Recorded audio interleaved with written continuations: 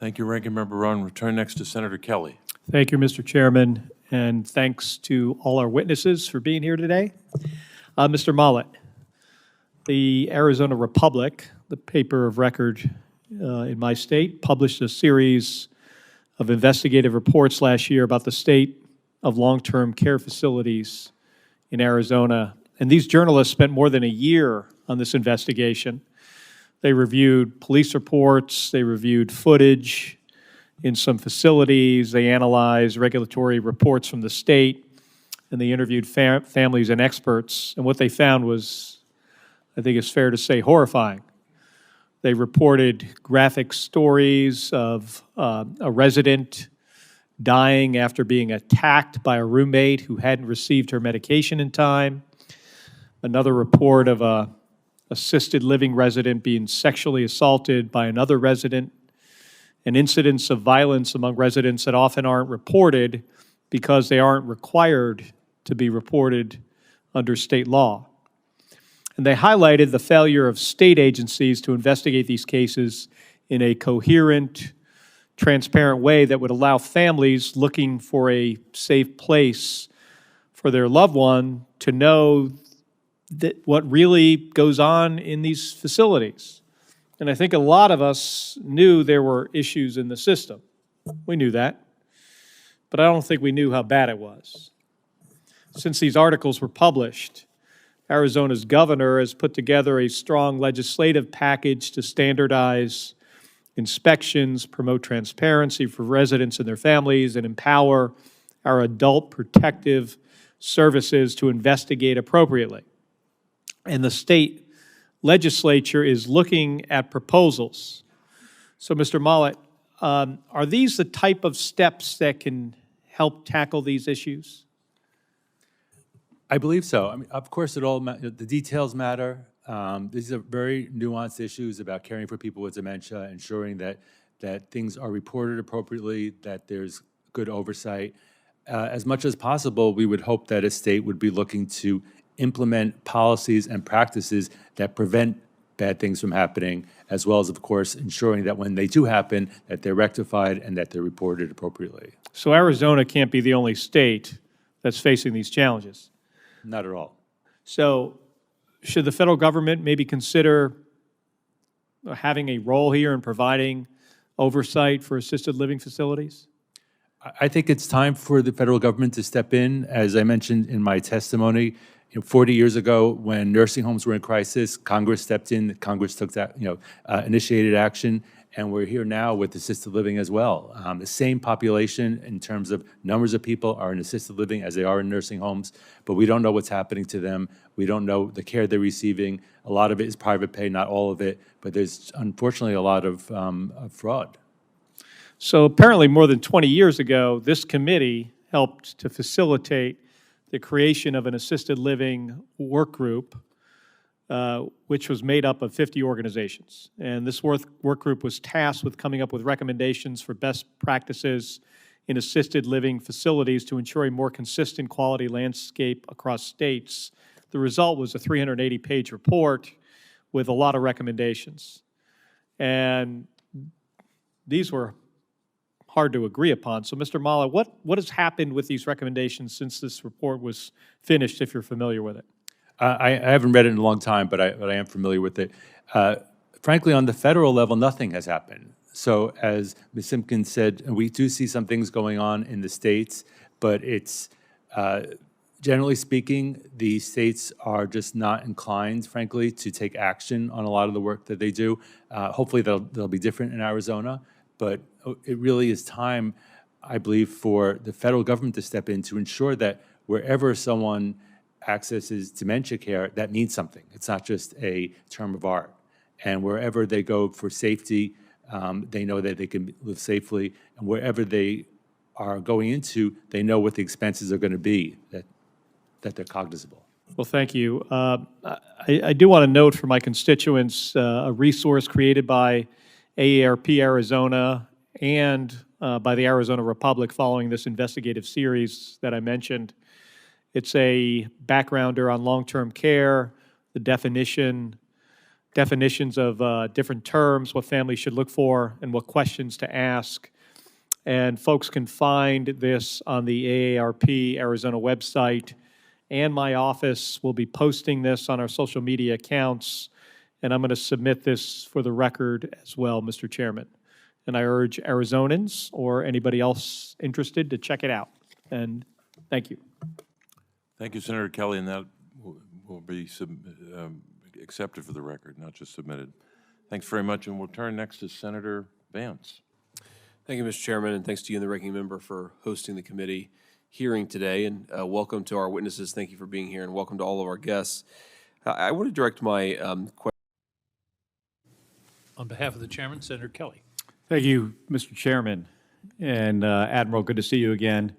My brother, Scott, and your training command classmates sends his regards.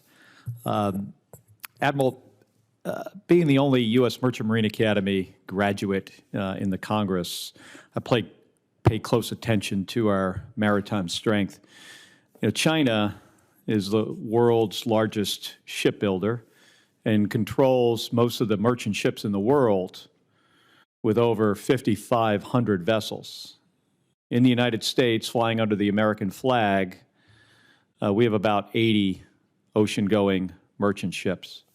And I'm concerned about the size and the capacity of our U.S. merchant fleet and how this is a risk to our national security. Admiral, as you know, an insufficient commercial maritime capacity impacts peacetime trade and supply chains. But the more important part of this is it will hamper our ability to supply our own troops in a conflict. And this isn't a capability that we can just turn on overnight with a switch. I mean, we need investments now to be ready for tomorrow. So, Admiral, how do you assess the challenge of China's numerical advantage in a conflict in the Indo-Pacific? Senator, I believe that the current size and scope of the U.S. merchant fleet is a vulnerability. As discussed earlier, I believe that we have a force that's sized for efficiency, but has not been examined from the standpoint of effectiveness under fire. And does that affect how you plan for operations today, and how you project power across the Pacific Ocean? It does, in fact, and it is a limitation for how forward we could put combat capability and sustain combat capability that was in maritime terrain. And as the future Indo-PACOM commander, how do you plan to address this maritime capacity issue?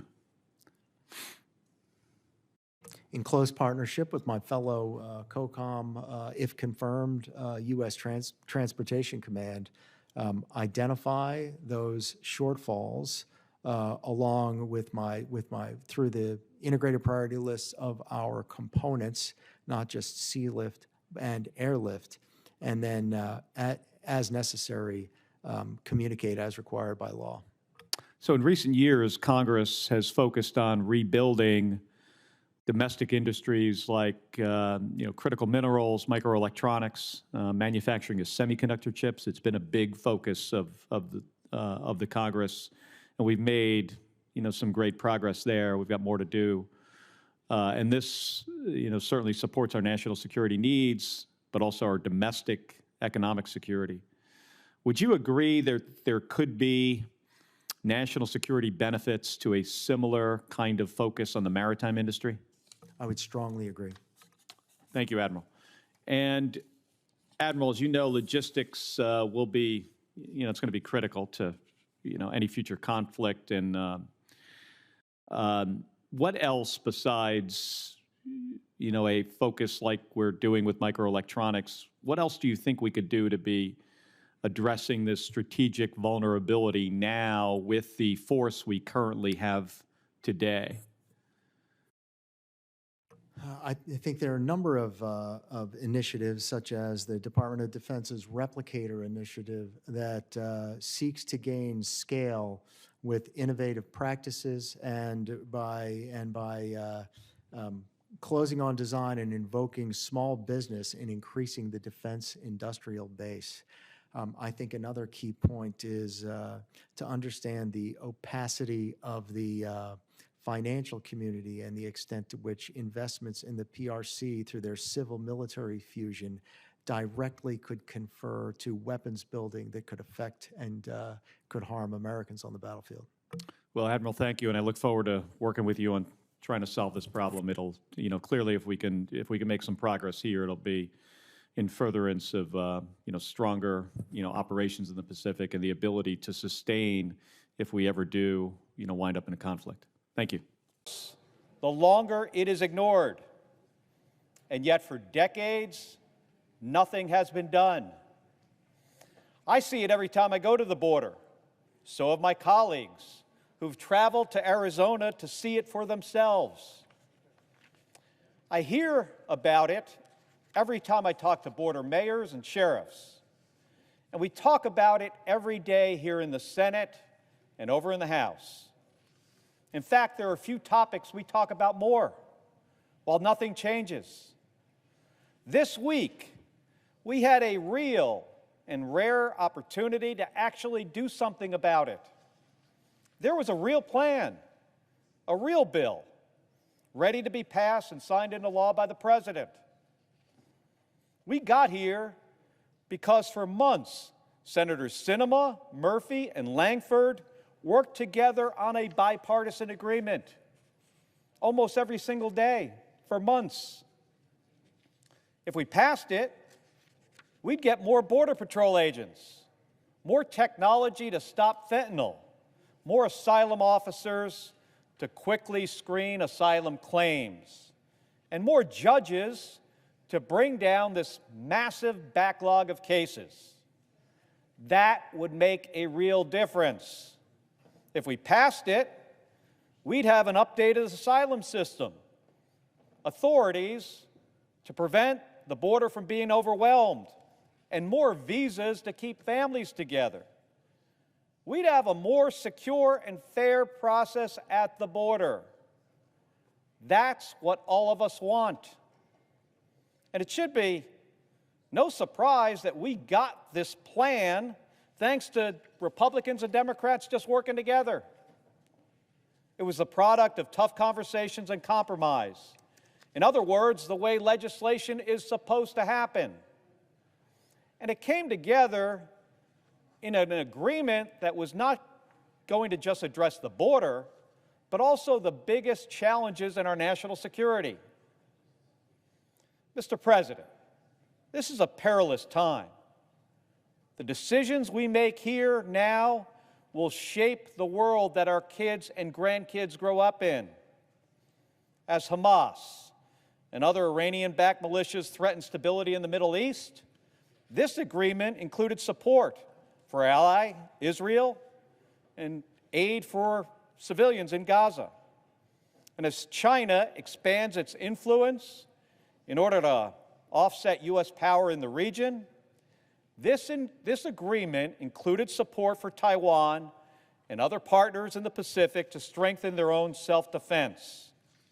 And finally, as Putin wages this illegal war to annex Ukraine and destabilize Europe, this agreement included desperately needed weapons and ammunition to support Ukraine in their self-defense.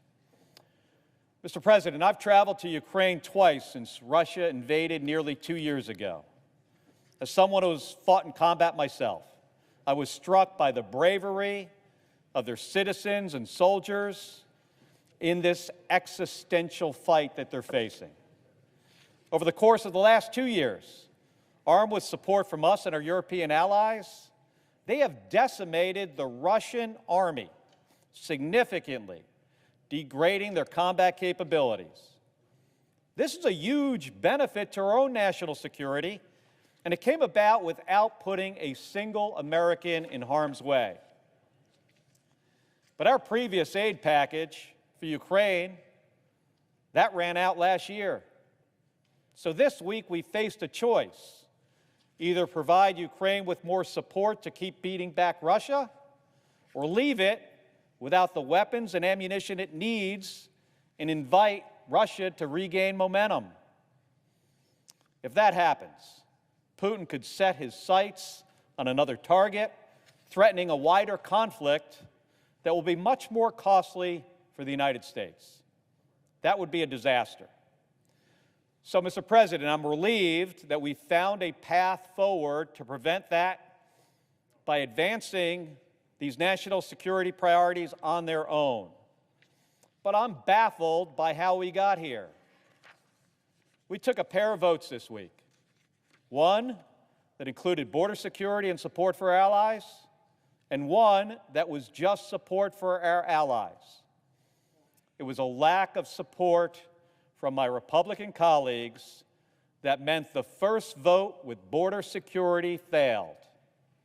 This, after months of working on a compromise to finally do something about this issue.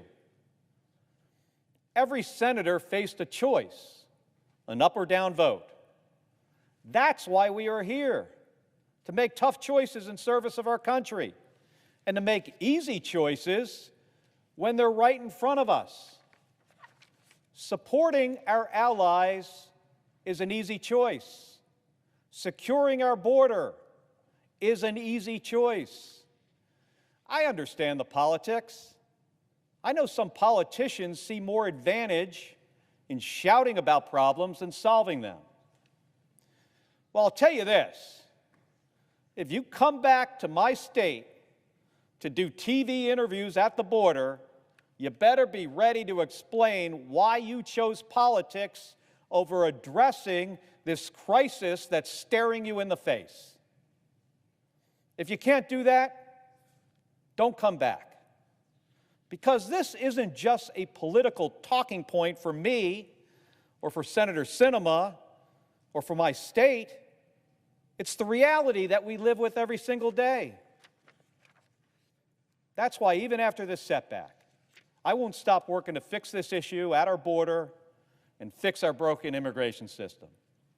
But make no mistake, Mr. President, this is a shameful week for the Senate. The American people are watching.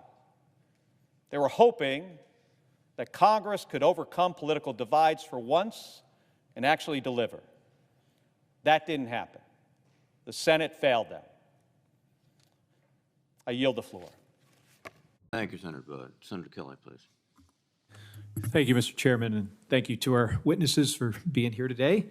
Dr. Johnson, I appreciated the focus of your testimony on the CHIPS and Science Act, which I helped negotiate, and particularly appreciated your focus on the science and economic development investment in the science portion of that bill. As you noted, while we were able to provide advanced appropriations for the critical CHIPS Act programs, there are many other new programs created that are going to rely on an annual appropriations. Now, I come from 15 years at the space program, where we see this firsthand. But Dr. Johnson, can you expand upon your testimony and explain how investments in basic science and innovation can yield economic growth, even if we can't always foresee exactly how those investments will pay off? Yes, Senator. So as you know, this was a big revelation to the U.S. actually from the 1940s, and it came out of the war effort, accelerated by Sputnik and then the creation of the space program. And what we've come to understand, and now there's a lot of data on this, which is summarized in my testimony, we have a whole book on this topic, is that when you put money into basic science, you generate a whole range of ideas, many of which you don't expect to see. And then if you have a process of channeling that into specific applications, the space program would be one public purpose program, but there's many other commercializations, including everything that's brought you digital computers and the internet, for example, and mobile telecommunications. That machinery that we have in the United States is actually pretty strong, the private sector piece. But the private sector does not invest enough in basic science because it's all about the spillover effects. It's all about all those unexpected effects. It's all about being able to suddenly invent a vaccine because you've got a new disease you had never heard of before, but you have that capability, and so on. And so the federal commitment to science is fundamental to our economic prosperity, but also, Mr. Chairman, to our national security, because this is what we've been very good at. This is what's propelled us forward in many ways, and this is what China has learned from us and what they're doubling down on now. So we have to invest more just to stay up with them. I think we could do even better than that. Is it true, I was always of the understanding that the private sector is not going to invest in something that has a return on investment that goes beyond 5 years.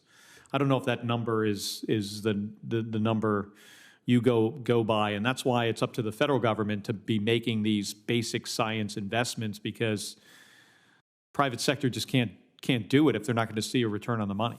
It can be about time horizon. I think much more is about spillover effect. So the Human Genome Project, for example, was shopped around to some private venture capitalists in the 1980s. They turned it down because they said, look, great project, you're going to create a lot of knowledge, but we won't be able to capture the value of that in ourselves. It'll be general knowledge. So the Human Genome Project was funded, as you know, by the federal government. Massive success, 300,000 jobs created, tremendously strong industry, powers a big part of our economy, and produces drugs, therapies, and vaccines that are essential to everybody in this country. Right. But he needed that public impetus, and this, of course, is what the National Institutes of Health does really well, but we need more of that, and we need more of that across more sectors. Well, somebody who was always trying to sell our space program, what I would, stress is it's not, wasn't about like a product like Velcro.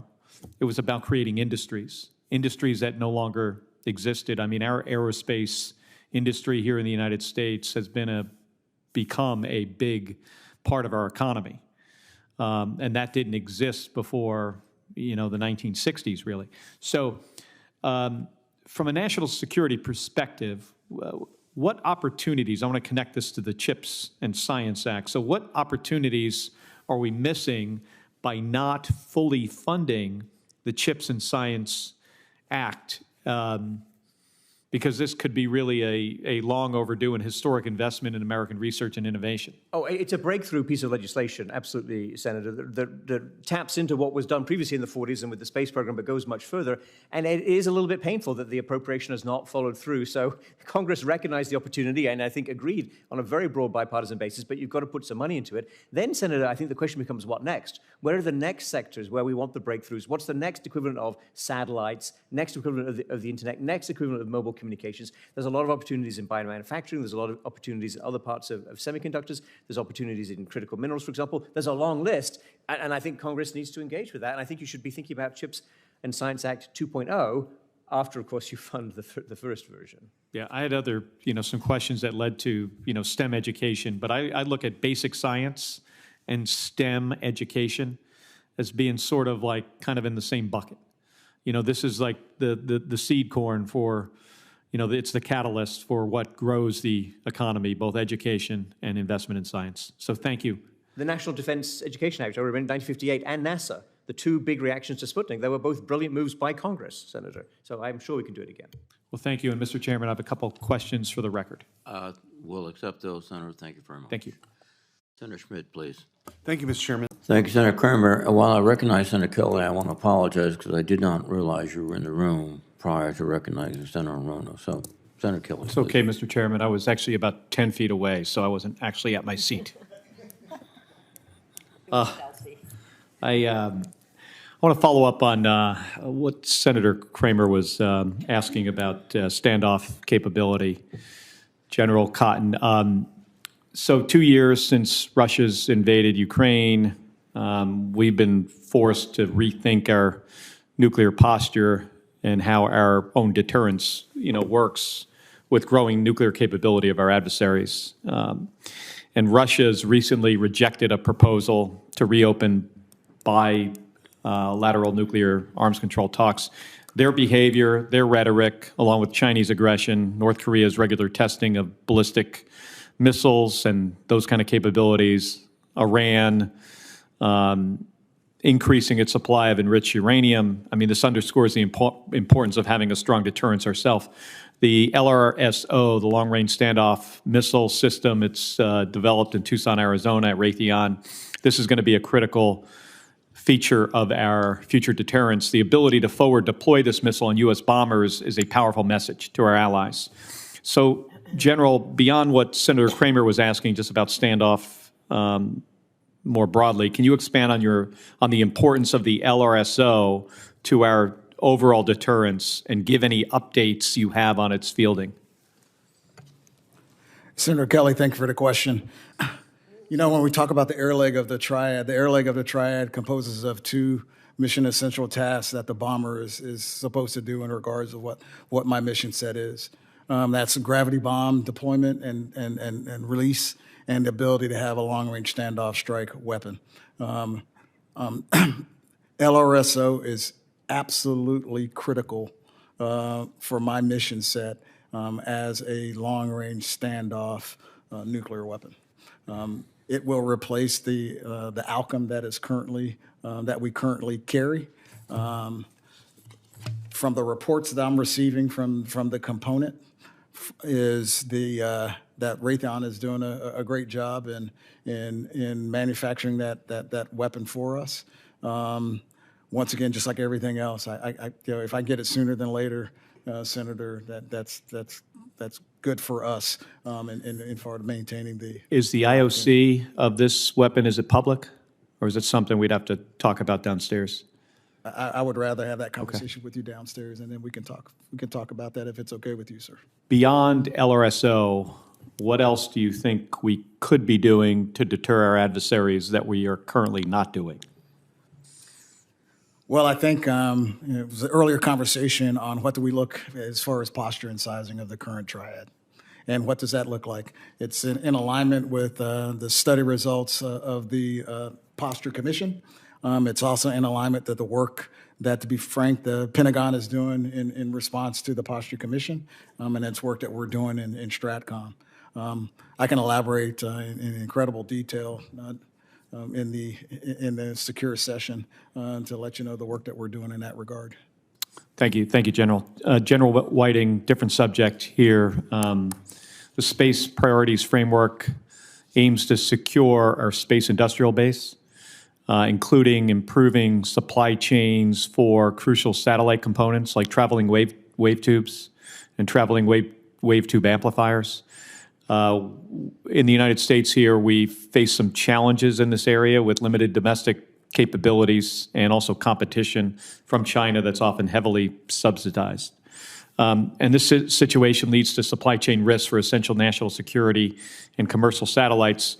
I've got a amendment to the defense bill to support the development of a competitive U.S. source for these components, and I'm going to keep working on that this year. General, do you believe it's important for the Department of Defense to have reliable U.S. source for these critical satellite components to ensure quality, timely delivery, and fair pricing? And what other risks do you see from having inadequate domestic supply chains for key satellite components?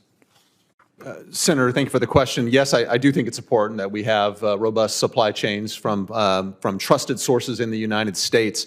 If we don't have that, I think the risk is that this widening lead that our commercial space industry has created for us, that might be stymied, and then that would give our competitors a chance to catch up. So we want to ensure that doesn't happen. Yeah, traveling wave tubes and wave tube amplifiers are kind of obscure components. Most folks have not actually heard of them, but they are important to us maintaining our edge in space technology. So thank you. Madam President, 3 weeks ago, I stood here and spoke about the consequences of my Republican colleagues walking away from the border agreement.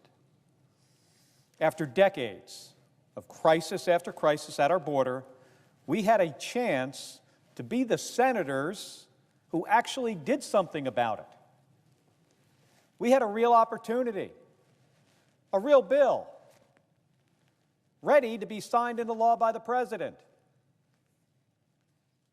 Technology to stop fentanyl, more than 1,000 additional Border Patrol agents, authorities and policy changes to prevent the border from being overwhelmed, visas to keep families together, and more.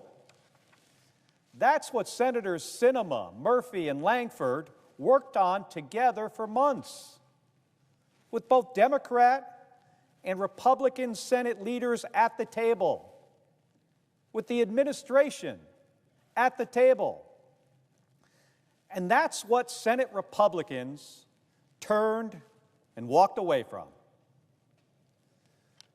I said then that some politicians see more advantage in shouting about problems than actually solving them.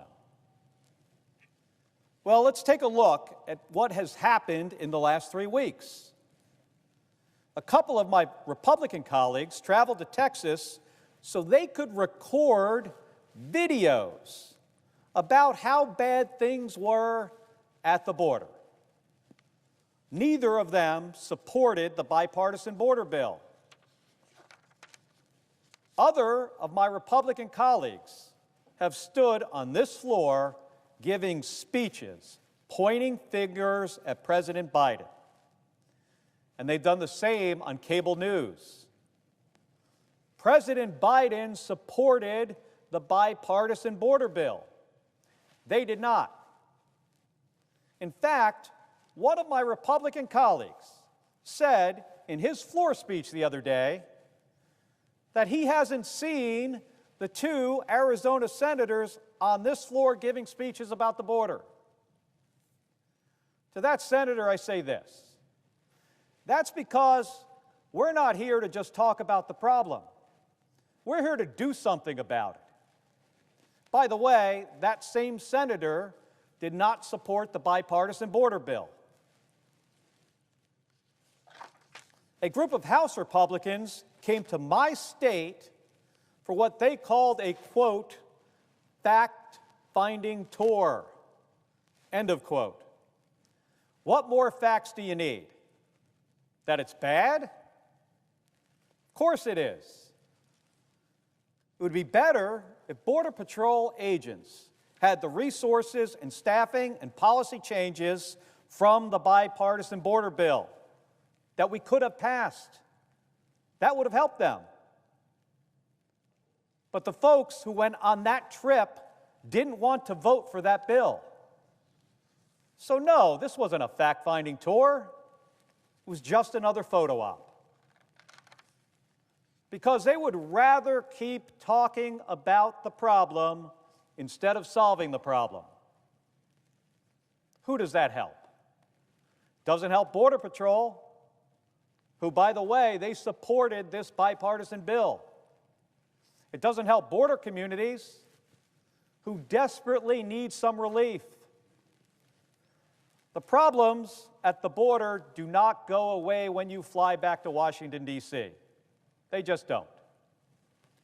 And they don't go away when the TV camera stops rolling either. In Arizona, these aren't just talking points. It's a challenge that we face every day that strains our communities and it strains law enforcement. That's why I'm not going to stop working to solve these issues with our border and our immigration system. Because while anybody can talk about a problem, those of us here in this building have the power to actually do something about it. That's our job. That's what we were elected to do. Thank you, Madam President. I yield the floor. Mr. Chairman. Thank you, Senator Tocqueville. Senator Kelly, please. Thank you, Mr. Chairman.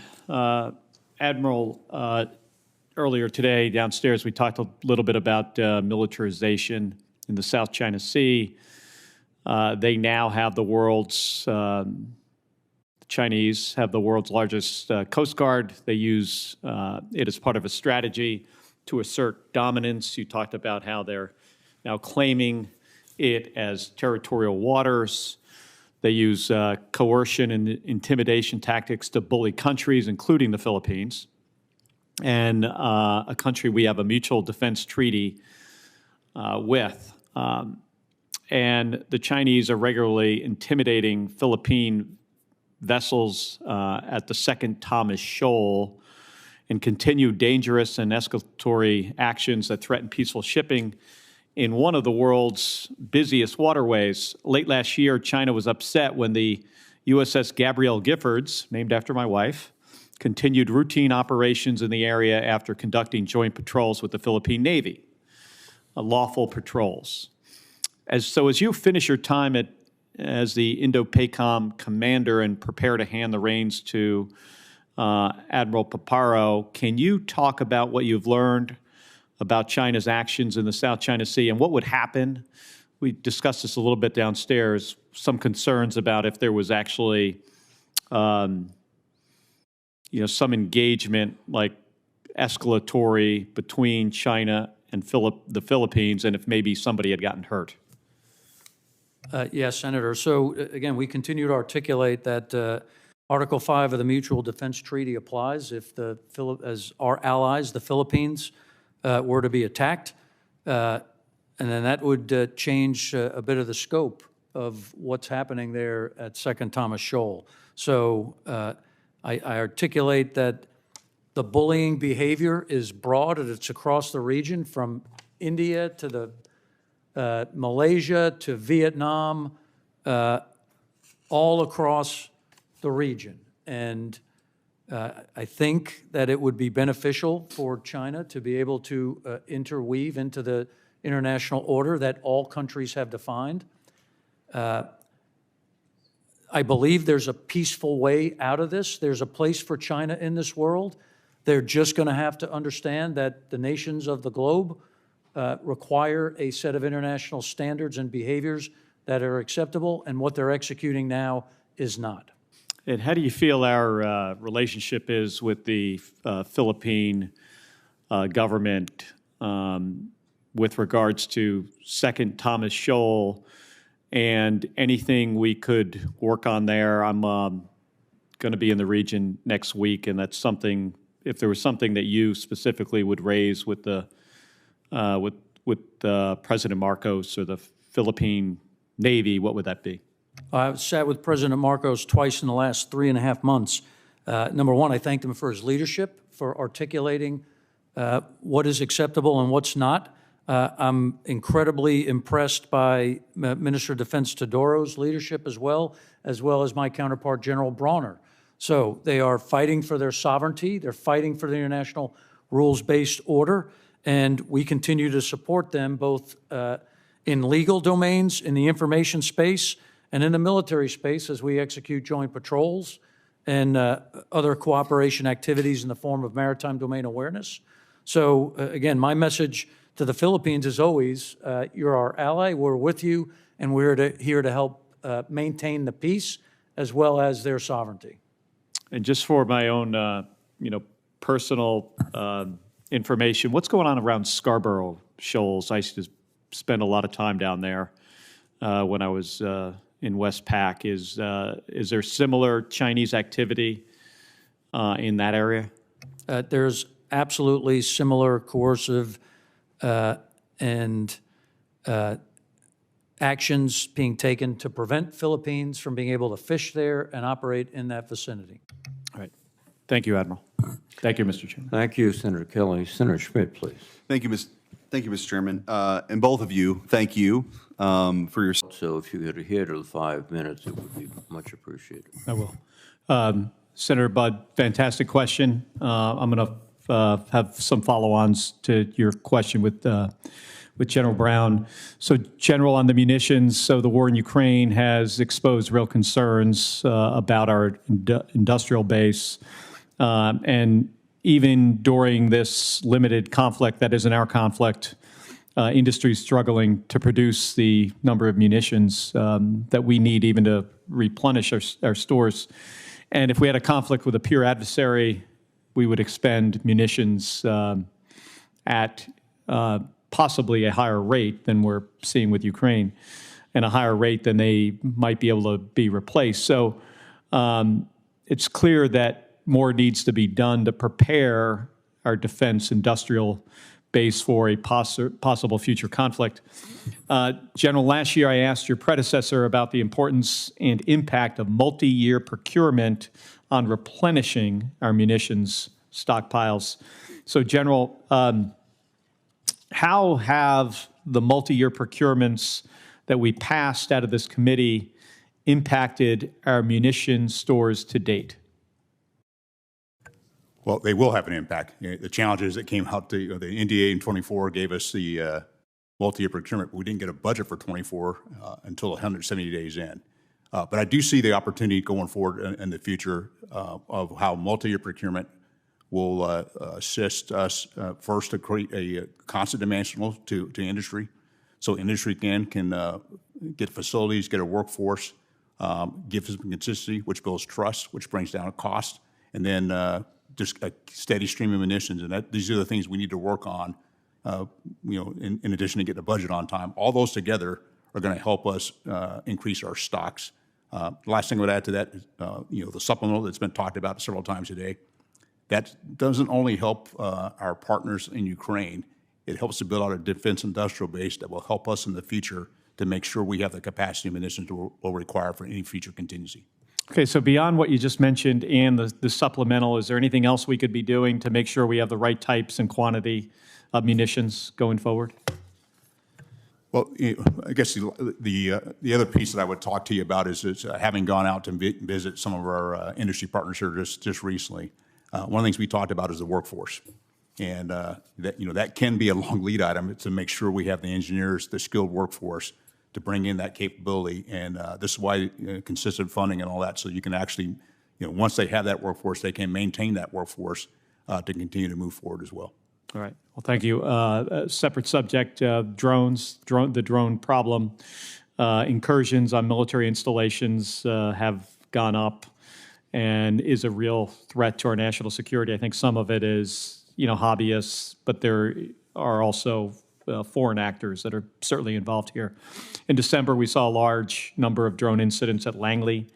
We still don't know who was behind those. We had an F-16 about a year and a half ago in the Barry Goldwater range strike a drone. Not a lot of damage to the F-16. If it would have went down the intake, General, as we both know, that could have been catastrophic for that airplane and possibly the crew member on board if he couldn't get out. And we see consistent incursions around sensitive government facilities. So, General, why are the current drone detection and defeat systems that we currently have, why are they failing? And could you maybe go into why we need to continue to field these outdated measures? Well, Senator, one of the things we have to continue to work on is to continue to understand the technology that's moving forward and then move at the same pace as it was highlighted. We do have to move faster.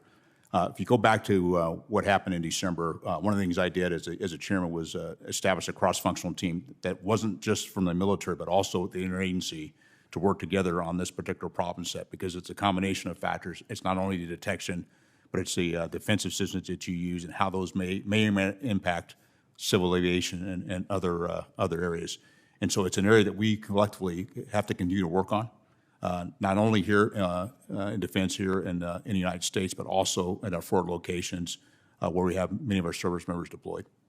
Okay, well, we are prepared to work with you on that to make sure we have the right technology moving forward, that we could do more to solve this problem.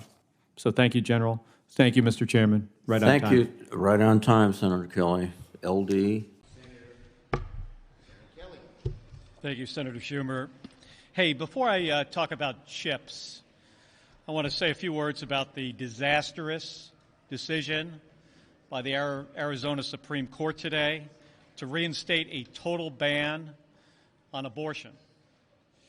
From a law that was passed in 1864, before Arizona was a state, actually 48 years before Arizona became a state.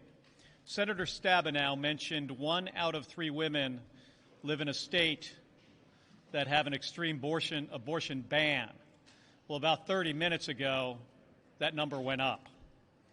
This is going to criminalize doctors for doing their jobs, and it's going to have a devastating effect on the health and freedom of women in Arizona. It's going to put lives at risk. Now, this law may have been written 160 years ago, but it's only being reinstated now because of politicians who worked to overturn Roe v. Wade. In fact, in the Supreme Court ruling today, it mentioned the Dobbs decision 22 times. This is devastating for women in Arizona. I've got a daughter and granddaughter in Arizona. This is not who we are as Arizonans. And I refuse to allow Arizona to become a state where doctors are going to be afraid to practice, to just do their jobs. Women deserve the right to make these decisions on their own, not politicians in Washington making them for them. So I'm going to continue to work to fix this. But I've got to, stress that this is a really sad day for the state of Arizona. Now, yesterday, as Senator Schumer mentioned, the CHIPS Act grants, a grant was awarded for TSMC. TSMC is investing $65 billion of their own money in the state of Arizona. They're receiving a $6.6 billion grant from the Department of Commerce because of the CHIPS and Science Act. This means there will be tens of thousands of construction and manufacturing jobs created in the state of Arizona. These are jobs that you can actually raise a family on, that don't require a four-year degree. This is also an investment in our workforce. And when these factories are done, we will be making the most advanced semiconductor chips in the world in the state of Arizona. So this is a win for Arizona, and it's a win for our country. It's bringing back manufacturing jobs from overseas. It's going to strengthen our economy, strengthen our supply chains, and strengthen our national security. And this, as Senator Schumer mentioned, this is only the beginning. Thank you. Madam President, these are dangerous times for our national security, and the actions that we take here this week will shape the world that our kids and our grandkids grow up in. Putin continues to wage a brutal war to annex Ukraine and has been making gains as Ukraine runs low on ammunition. Israel is under threat from not just Iran's proxy terrorist groups like Hamas and Hezbollah, but Iran itself. Just 10 days ago, we saw them launch hundreds of ballistic missiles, cruise missiles, and drones against Israel. And China continues its aggression towards its neighbors in Asia as it renews its threats to take Taiwan by force. Our partners and allies and the democratic values we hold dear are in real danger. That should be enough to compel us to act. But it's bigger than that. Iran, China, even North Korea are helping to supply Russia's desperate war machine. China's President Xi is watching to see if we can hold together the coalition supporting Ukraine. He is judging what the cost would be if he were to invade Taiwan. Our adversaries are testing us, and they see instability and dysfunction as an opportunity. That creates a real risk that one or more of these threats could boil over into a wider conflict that would be much more costly for the United States and potentially put more Americans in harm's way. I spent yesterday at the Naval Air Station in Patuxent River, Maryland, with U.S. Naval Academy midshipmen. They shouldn't have to go to war years from now in Europe, the Middle East, or the Pacific because of a failure of leadership in Washington, D.C. this week. That must be avoided at all costs. So, Madam President, what do? We get our allies and partners, Ukraine, Israel, and Taiwan, the weapons and ammunition to help them defend themselves. We modernize our own forces so our adversaries know they will lose any fight they pick with us. And we provide humanitarian support to those harmed by these conflicts, including innocent Palestinians in Gaza.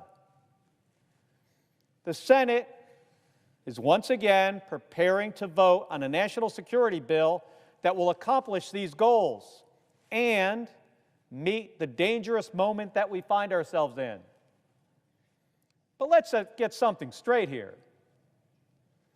We should have gotten this done shortly after the President proposed it in October. The Senate spent months negotiating before we ultimately passed it with 70 votes. And then the House, well, they let it sit for more than 2 months before sending it back to us with 311 votes. It should disappoint all of us that partisanship and obstruction meant it took 6 months. 6 months for Congress to pass something that clearly the vast majority of us, in fact 71% of us in the Congress, agreed on.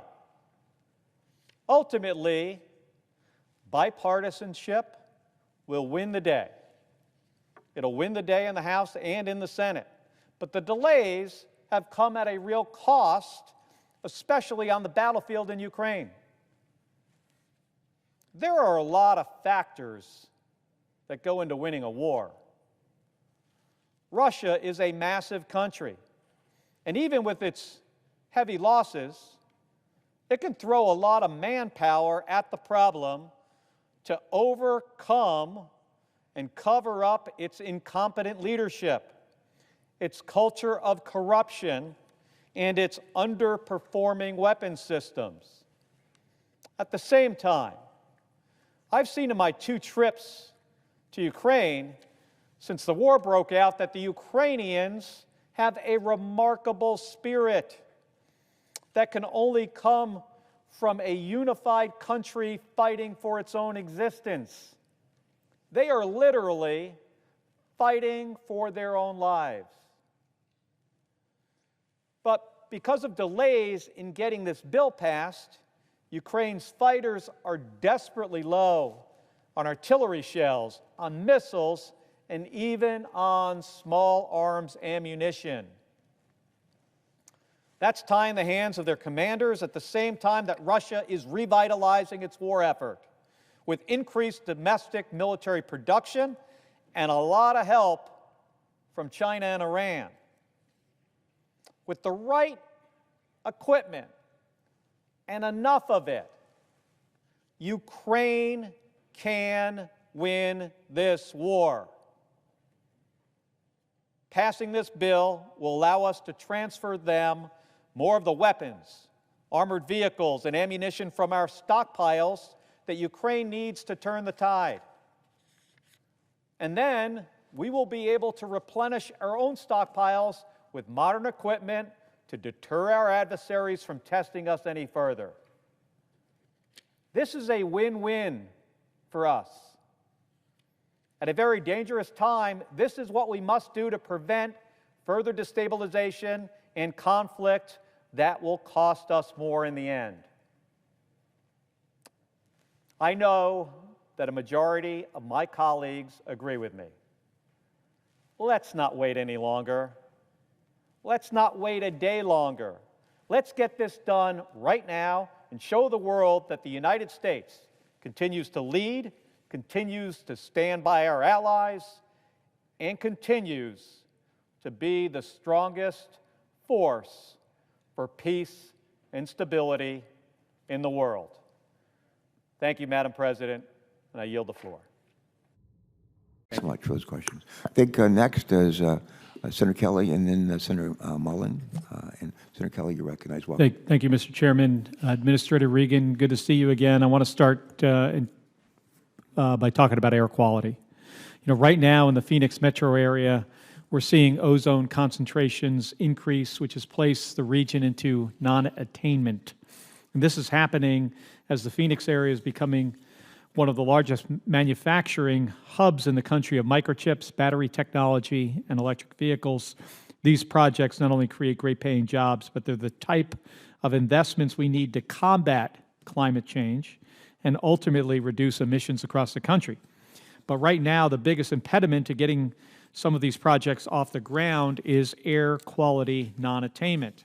Everyone in Arizona is united around finding a solution that allows these projects to move forward while continuing to reduce emissions in the region. That includes elected officials at the state, county, local level, and our business community. That's why before I supported his confirmation, I asked Joe Goffman, your Assistant Administrator for Air and Radiation, to commit to coming out to Arizona to meet with all of our stakeholders. And I appreciate that he agreed to make the trip. And when he was in Arizona in March, Administrator Goffman heard about 2 innovative proposals developed by Maricopa County to generate emission reductions called Rule 204 and Rule 205. Broadly speaking, these rules would allow manufacturers to offset new emissions by helping to electrify mobile sources of emissions, like cars, trucks, construction equipment, and other vehicles. Before his confirmation, and while he was in Arizona, Administrator Goffman provided me and my staff with some commitments to making progress on Rules 204 and 205. But it's been a few months since his visit, so I want to ask you for an update. Okay. So first of all, on Rule 205, after Administrator Goffman visited Arizona, EPA Region 9 provided Maricopa County with a commitment to conditionally approve Rule 205 if the county committed to make some minor technical changes. And last week, Maricopa County sent a letter to Region 9 confirming that they would make all of the required technical changes. That means the next step is for the EPA to conditionally approve Rule 205. So Administrator Regan, can you confirm that EPA Region 9 will now move forward with providing conditional approval for Rule 205? I can, yes, absolutely. And when do you expect that Region 9 will be able to grant this conditional approval? We anticipate being able to do that this summer. And can you confirm that EPA will work closely with Maricopa County to ensure that final approval is granted to Rule 205 within the next year? Yes. Thank you. And on Rule 204, which I'll note was submitted by Maricopa County to Region 9 back in 2019, to date, no action has been taken by Region 9 to approve the rule or even provide feedback. But during their visit, Assistant Administrator Goffman and Regional Administrator Guzman committed that after we got conditional approval on 205, we'd then turn our attention to 204. So Administrator Regan, will you commit that EPA will, by the end of this year, work with Maricopa County to decide whether Rule 204 can be approved, and if not, identify what changes are needed to make the rule approvable? We can absolutely do that. We will be shifting all of our resources from 205 to 204 to get that done in a timely fashion. Thank you. Now, as you may know, EPA issued a finding of a failure to submit a state implementation plan, or SIP, for ozone non-attainment last year. We now face a deadline to submit our SIP of August of 2024 as the deadline, and Arizona intends to meet this deadline. However, because of how long it's taken for Rule 205 to be approved, we may have to submit our SIP very close to the deadline. And I understand that it can take some time between when a SIP is submitted to Region 9 and when it's considered received by EPA. We don't want Arizona to be penalized for passing the August deadline because of an EPA paperwork processing delay. So, Administrator Regan, will you commit that as soon as the state of Arizona submits its SIP, Region 9 and EPA headquarters will move as quickly as possible to confirm it has been received so that sanctions are not imposed on Arizona? Yes, I can. As a matter of fact, our staffs are already talking with the state. We anticipate getting that late June, early July, so we believe we're on track. All right, thank you. And Mr. Chairman, if I could I have one more minute? So I also want to ask you about some exceptional events rules. And I understand that the EPA established a new air quality standard for particulate matter earlier this year. You committed to putting out updated tools to help air quality managers submit exceptional event demonstrations for days where particulate matter emissions exceeded legal limits due to wildfire. But I'm concerned this same level of attention has not been applied to ozone pollution caused by wildfires. Between 2015 and 2019, the Maricopa Association of Governments submitted documentation for 33 days where ozone emissions exceeded legal limits because of wildfire smoke. But to date, Region 9 has only evaluated the documentation for 19 of these days, and they've only granted an exemption for 3 days. The failure to quickly review or even review at all exceptional event demonstrations submitted by air quality managers makes it difficult for Phoenix, the region, to develop a plan to get into attainment. Administrator Regan, can you explain how the new exceptional event tools for wildfires, and I'm going to ask this for the record because I'm over my time, but can you submit for the record how the new tools, which EPA committed to release as part of the particular matter rulemaking, will assist air agencies in easily submitting exceptional event demonstrations? So if you could just submit that for the record. Yes. Thank you. Yeah. Thank you. And as Senator Kelly knows, we'll be submitting a number of questions for the record that following this hearing, and that will be one of them that will be included. Thank you. And thank you for the extra time, Mr. Chairman. You're quite welcome. All right, Senator Mullin. Thank you. Good morning, everybody. So women in Arizona deserve the right to make their own decisions about abortion. But right now they can't, and that's because Roe v. Wade was overturned. Doctors and women in Arizona are living with uncertainty and chaos as our state whiplashes between two abortion bans. A backwards 1864 law that bans nearly all abortions may still take effect for some time. And the back and forth between these two bans prevents doctors from just being able to focus on their jobs. I've heard stories from physicians who think and have to weigh and risk doing what's right for their patients and also doing what's right for their own family because of the risk to them personally. And that puts women's lives at risk. And I've spoken to several doctors who are thinking of leaving the state and many who have already left. I've been on Zoom calls and seen the cardboard boxes piled up in the back. And it's because that they can't practice under these current circumstances. We know physicians are choosing not to come to Arizona because of our restrictive laws. Residency applications, get this, residency applications in Arizona decreased by nearly 20% from 2023 to 2024. And for OBGYNs, applications dropped by more than 25%. The only way to fix this is by codifying abortion rights into law once and for all. The majority of folks in my state, in the state of Arizona, support abortion rights. And I don't think this 1864 ban defines who we are as Arizonans. We have to fix this. And I hope we will. And with that, let me turn it over to Dr. Belmonte, who is a OBGYN here in the D.C. area.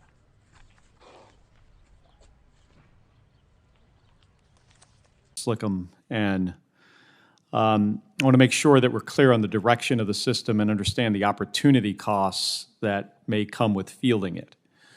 I get that there is a arms control rationale here, that there is a possibly we could provide Russia with an incentive to both reverse development of, a new land-based cruise missile that's nuclear armed. This could be part of a negotiation. I get that part of it. At the same time, my understanding is we're developing a low-yield, the W76-2 low-yield SLBM warhead that could fill the same need for a low-yield weapon. My concern, though, is that fielding the SLCM-N would likely necessitate removing some conventional munitions from our submarines.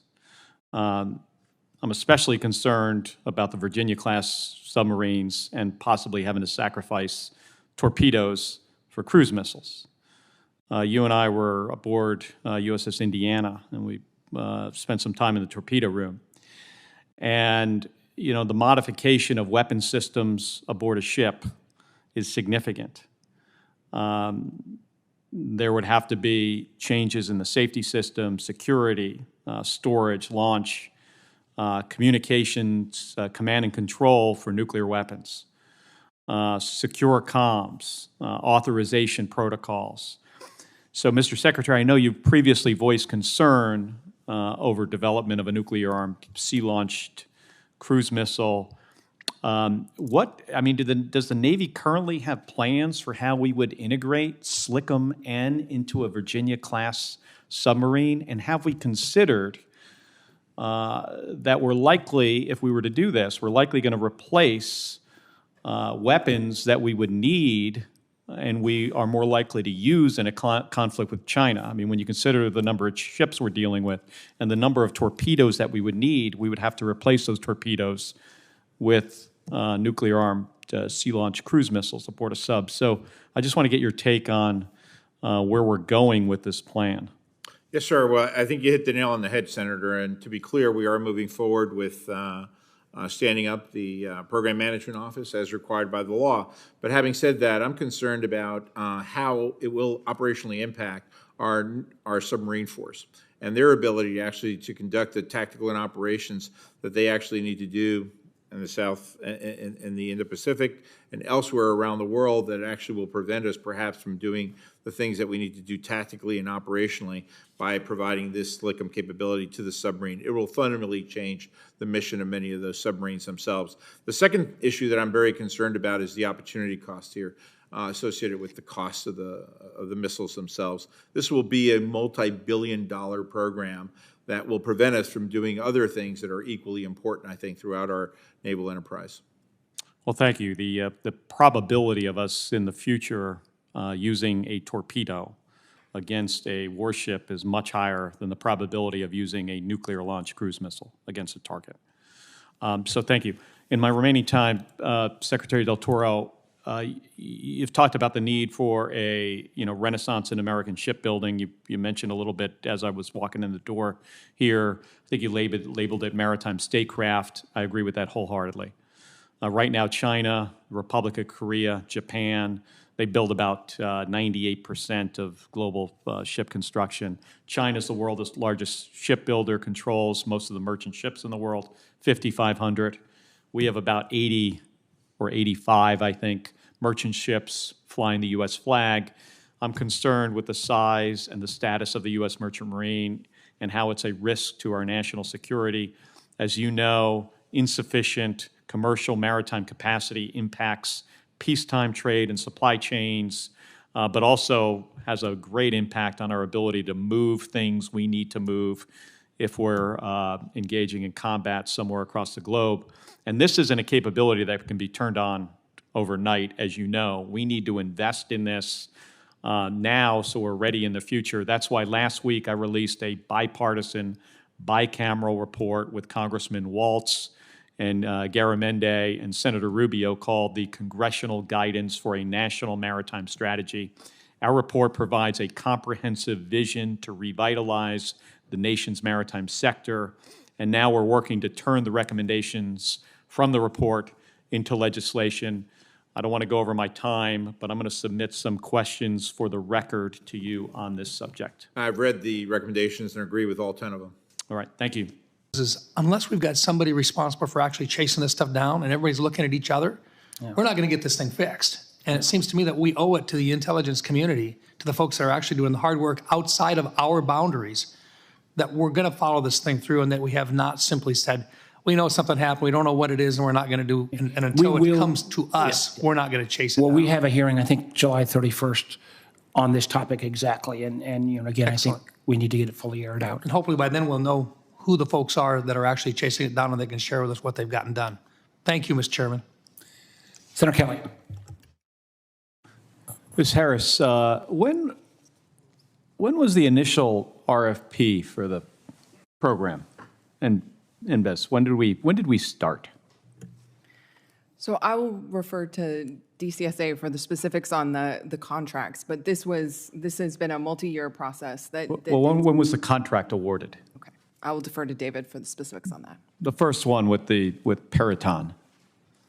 Senator, this program was begun in 2016 as a DISA effort, so the first RFP would have been issued then.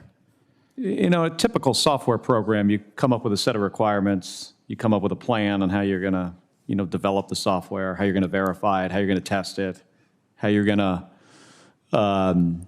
make sure all the parts work together, make sure it's integrated with other systems.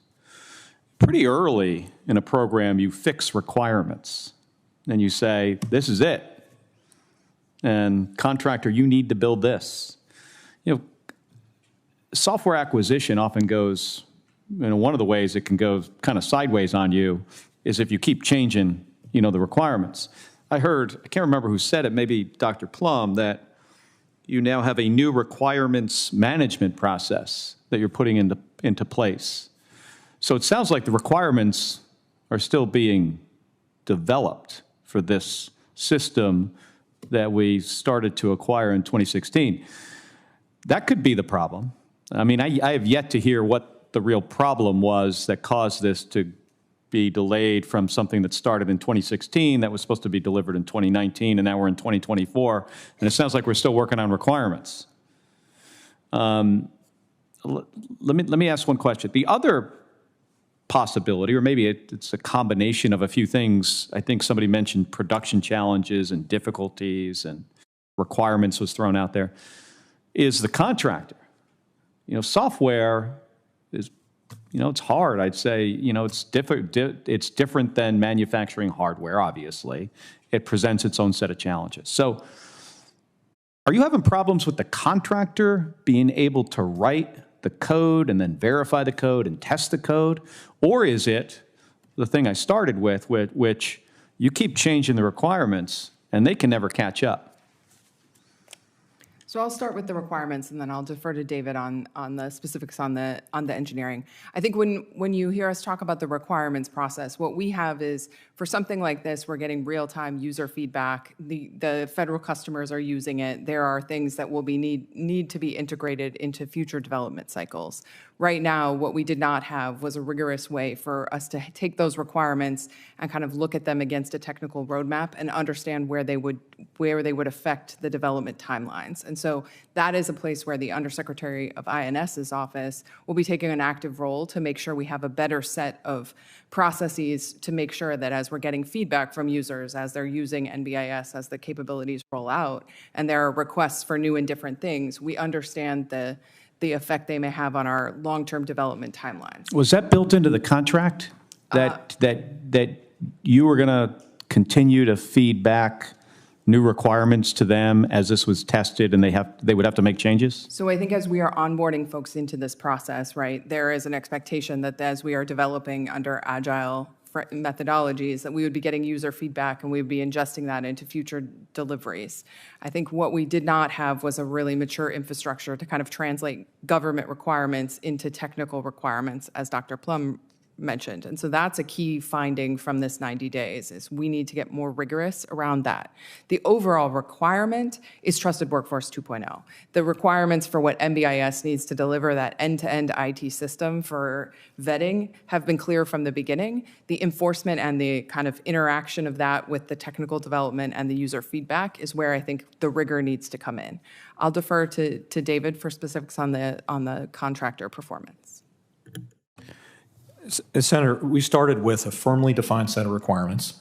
We had requirements first from the Secretary of Defense in 2016, as the acting undersecretaries laid out about that end-to-end system.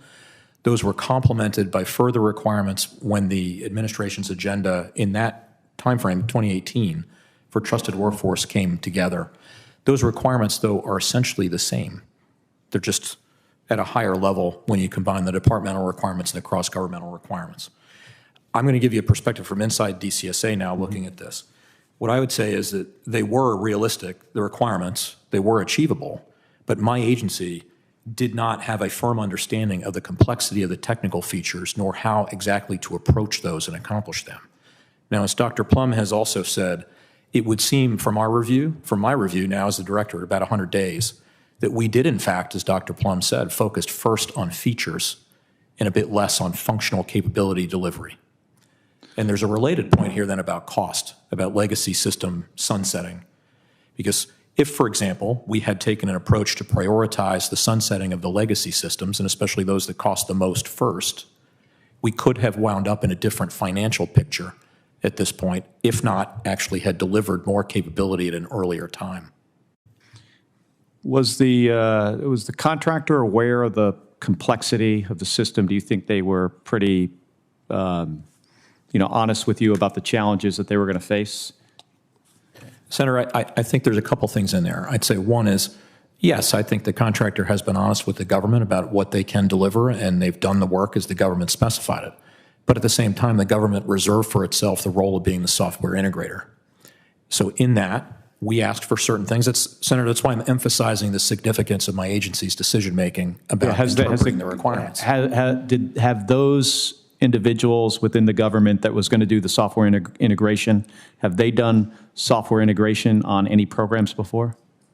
Yes, sir. My new NBIS program manager has deep and lengthy experience doing this for the Army for enterprise information systems. It's one of the primary reasons why I selected him to be the program manager. Mm-hmm. And could you give us an example of Peraton, what else they have built? Sir, in this case, all I could say now is that what I rely on Peraton for are these software services related to NBIS and also for a very extensive effort related to field operations for background investigations themselves. Thank you, Senator Merkley. Senator Kelly, you're next. Welcome. Thank you, Mr. Chairman, and thank you to all of our witnesses for being here today. Administrator Batt and General Spellman, as I understand it, one of the contributing factors to this catastrophic failure of the Francis Scott Key Bridge was the lack of fenders on the bridge itself, which protect a bridge or a pier from the damage from a possible vessel strike in the case of a vessel losing control or just poor navigation. Can you both speak to whether your agency maintains data on which bridges in the United States have this protective infrastructure in place and which ones do not? Sir, we don't have the data, but I would just add to your comment. This bridge was completed in 1977. The Neo-Panamax type vessels like the Dolly showed up in our waterways 40 years later. And so the concrete dolphins that were out there protecting Pier 17 and 18 and the fendering were clearly not sufficient for vessels of that size. And do you feel this situation exists in other places? Thank you, Senator, for that question. That has been a key focus for us since the FSK disaster. There's about 620,000 bridges in our national bridge inventory. About 4,000 of those, give or take, have, as part of the inspection process, we require states to look at the dolphins and fenders and other pieces. We are working with AASHTO and the NTSB right now to get that full inventory looked at to see which bridges have the up-to-date protection and what can be done in order to bring them up to speed and up to code. And if we are able to bring them up to code and install protective measures like these fenders, is it possible for the Harbor Maintenance Trust Fund to be the source of funding to do that? Happy to look into that and see if that, in addition to the Highway Trust Fund, would be an appropriate source of funding. Yeah, Senator Kelly, I'd have to do the research. I'm not familiar. We could use that authority. And General, at this point, how would you prioritize these type of investments over other infrastructure projects that you have going on? Yes, sir. I think they have to receive the highest priority. In fact, I think in the Corps, we have to do a better job in our chiefs reports that we send to Congress in doing a better job in definitizing the importance of maritime safety and the impact. So, for example, today we have harbors, major harbors in the country where they don't have a 700-foot channel. They have a 500-foot channel for vessels of these size, and they're not going to get any wider. For example, what's the beam on this vessel? But, sir, just under 150 feet. 150, okay. And we're not going to make them wider because in some of the ports, they can't afford the cost of the coral mitigation. So we have that. And so, again, I think it's on the Corps and our engineers to do a better job in definitizing the safety aspect of these bridges so we can get to better economic ratios in our reports. It may have come up before I came in, but how far along is the mishap investigation here?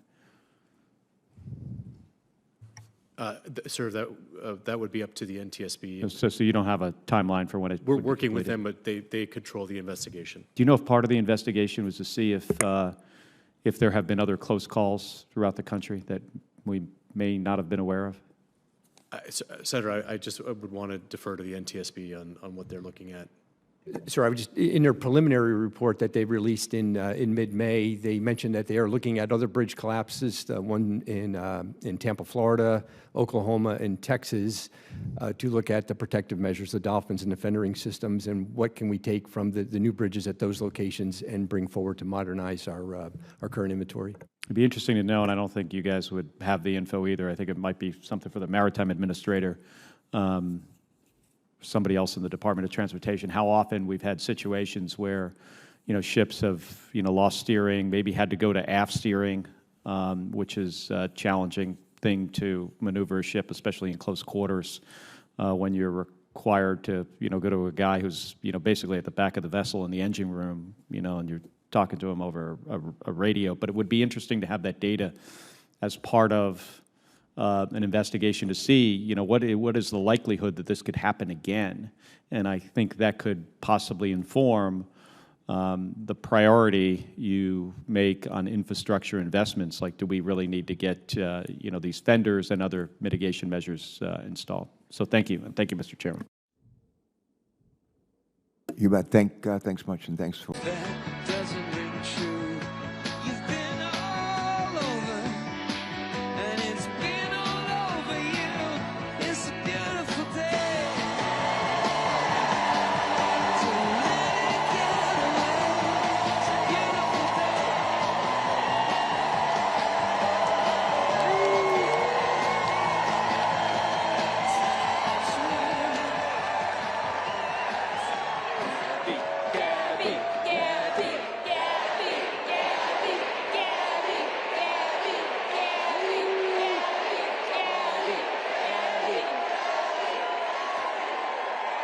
Wow. What a crowd. What a crowd.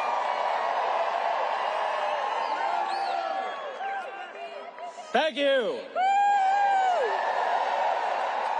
Hello, Phoenix. Woo! It is so great to be home here in Arizona. Woo! And Gabby and I are so excited to be with all of you today. Woo! And to welcome our next president and vice president.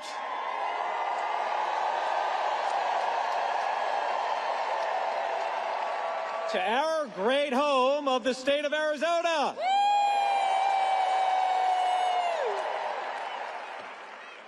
So, Gabby and I played rock, paper, scissors to see who could speak first today. And guess who won? You're right. My wife, the woman who inspires me each and every day and teaches me to never give up.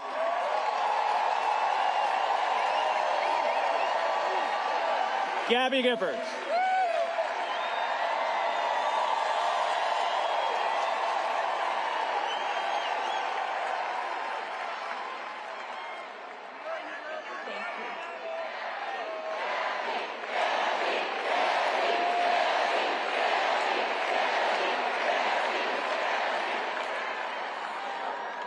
lives can change so quickly. Mine did when I was shot. But I never gave up hope. I chose to make a new start, to move ahead, to not look back. I'm relearning so many things, how to walk, how to talk, and I'm fighting to make the country safer.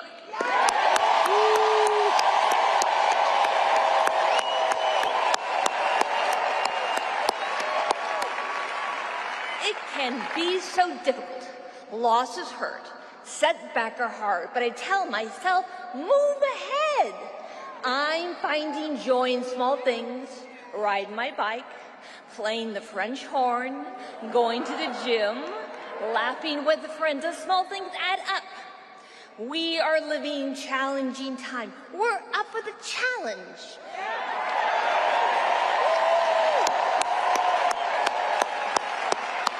My own recovery has taken years.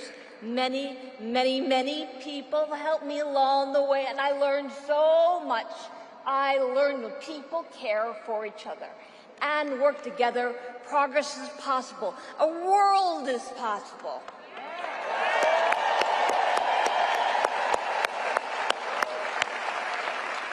But change doesn't happen overnight, and we can't do it alone. Join me. Let's move ahead together. Thank you very much. Thank you.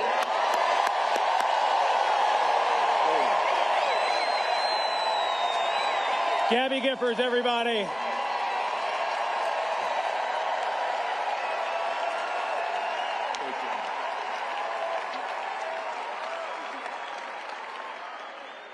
Arizona Democrats.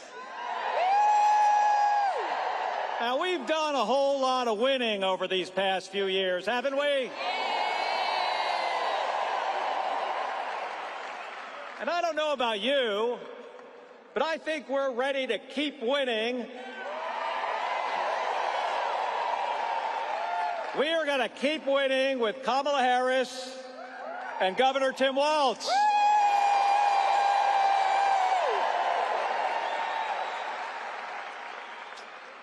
And we've got to, because there is so much at stake.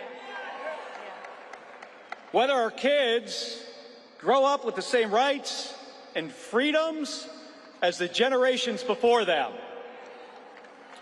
whether our economy works for everyday people or is rigged for billionaires,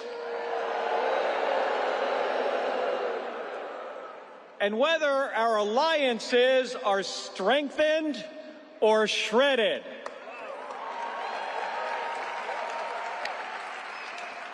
And that's why we have to elect Kamala Harris and Tim Walz.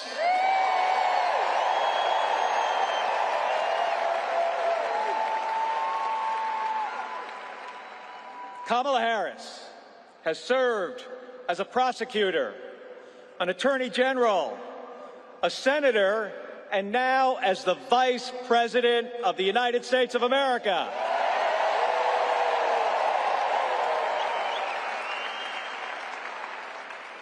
She is the leader we need to take our country into the future.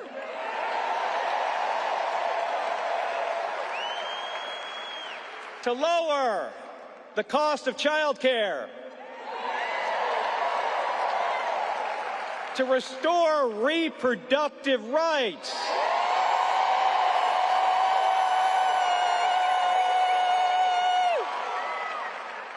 And to help us reduce gun violence.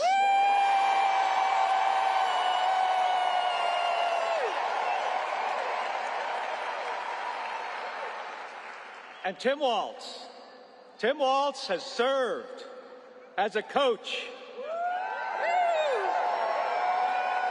as a teacher, as the governor of the state of Minnesota, and in the U.S. House. And I don't know if you know this, but Gabby and Tim Walz were sworn in together as brand new members of Congress.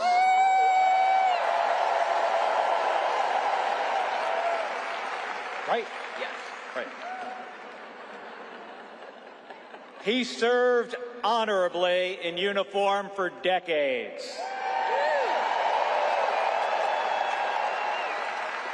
And Tim has brought that experience to everything he has done since. Fighting for our service members, fighting for veterans,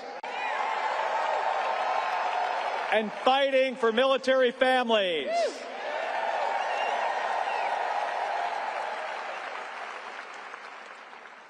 Now, that's not something I expect that Donald Trump would understand.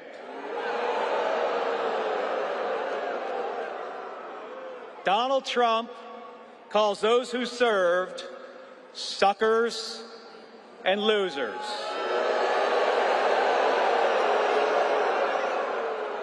And he has zero respect for any of us who have worn the uniform. Folks, here in Arizona, we don't attack people for their service to our country. What do? We thank them.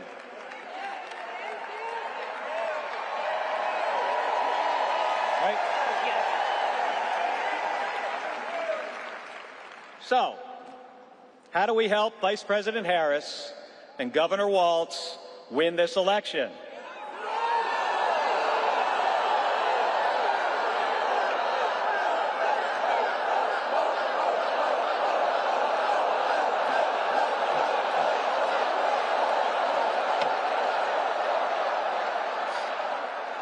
So, folks, this is not rocket science. And I know a little bit about rocket science.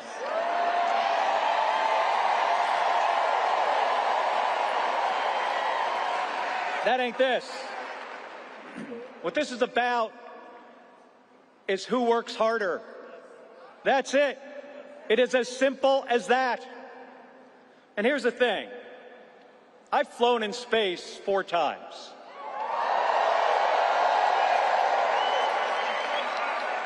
And I've flown in combat nearly 40 times. But folks, not once did I do any of that by myself. It takes a team of people working together to accomplish a mission. It's always been that way. Now, I may be a Navy guy.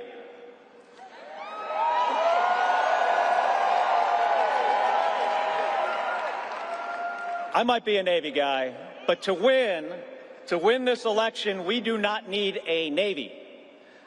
What we need is an Army.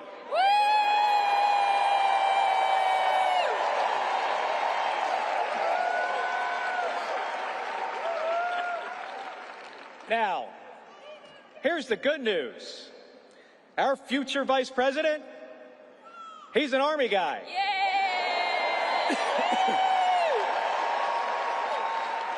So we need all of you to become part of an Army. Yes.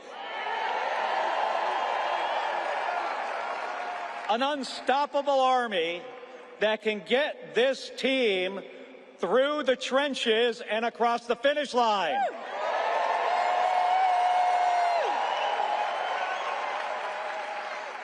And Gabby and I, we are ready to join this Army.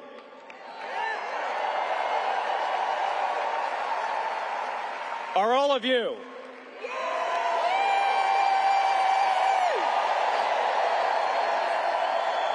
All right, so let's get this done, Arizona.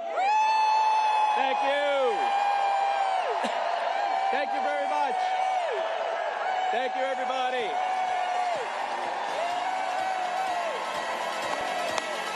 One more time.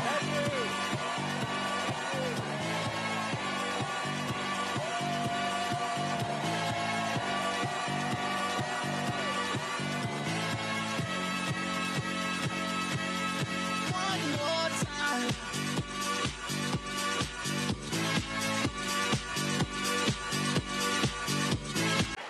Hello, Chicago. Hello, Democrats.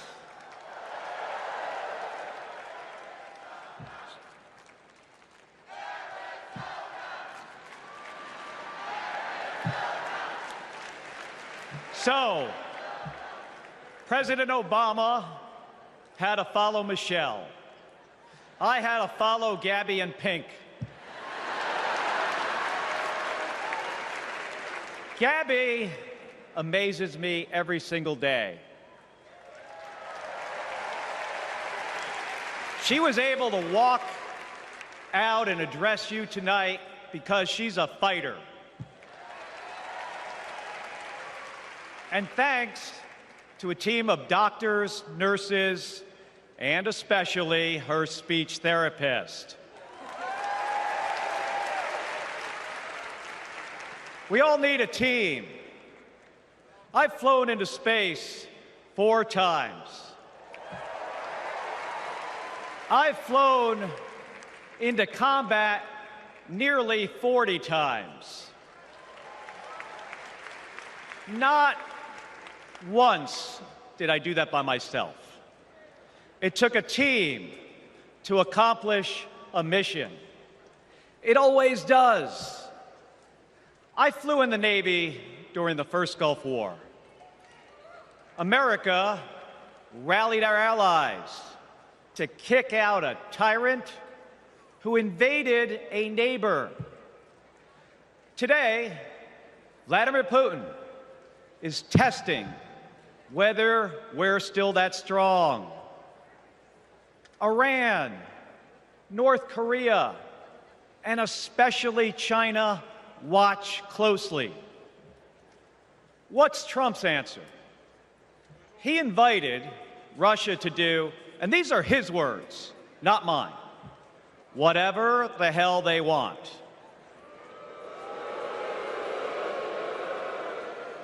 Vice President Harris has always championed America's support for NATO, for Ukraine, and for the Ukrainian people. On the Senate Intelligence Committee, she investigated Russian interference in our election. She defends free and fair elections everywhere. You already know how Trump feels about those. Donald Trump skipped his intelligence briefings. He was too busy sucking up to dictators and dreaming of becoming one himself. Trump thinks that Americans who have made the ultimate sacrifice are suckers and losers. If we fall for that again and make him the commander-in-chief, the only suckers would be us. Kamala Harris knows that standing with our allies means standing up for Americans. She'll keep modernizing our military to support our troops and to support our veterans like our next Vice President, Tim Walz.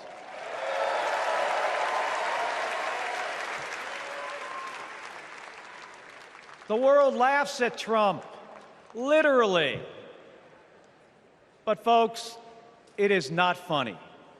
When he was president, that meant the world was laughing at us.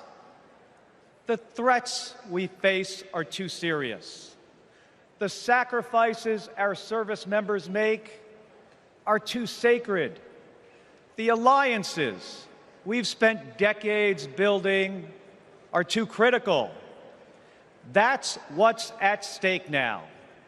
And the choice isn't even close. But in Arizona and nationwide, this election will be.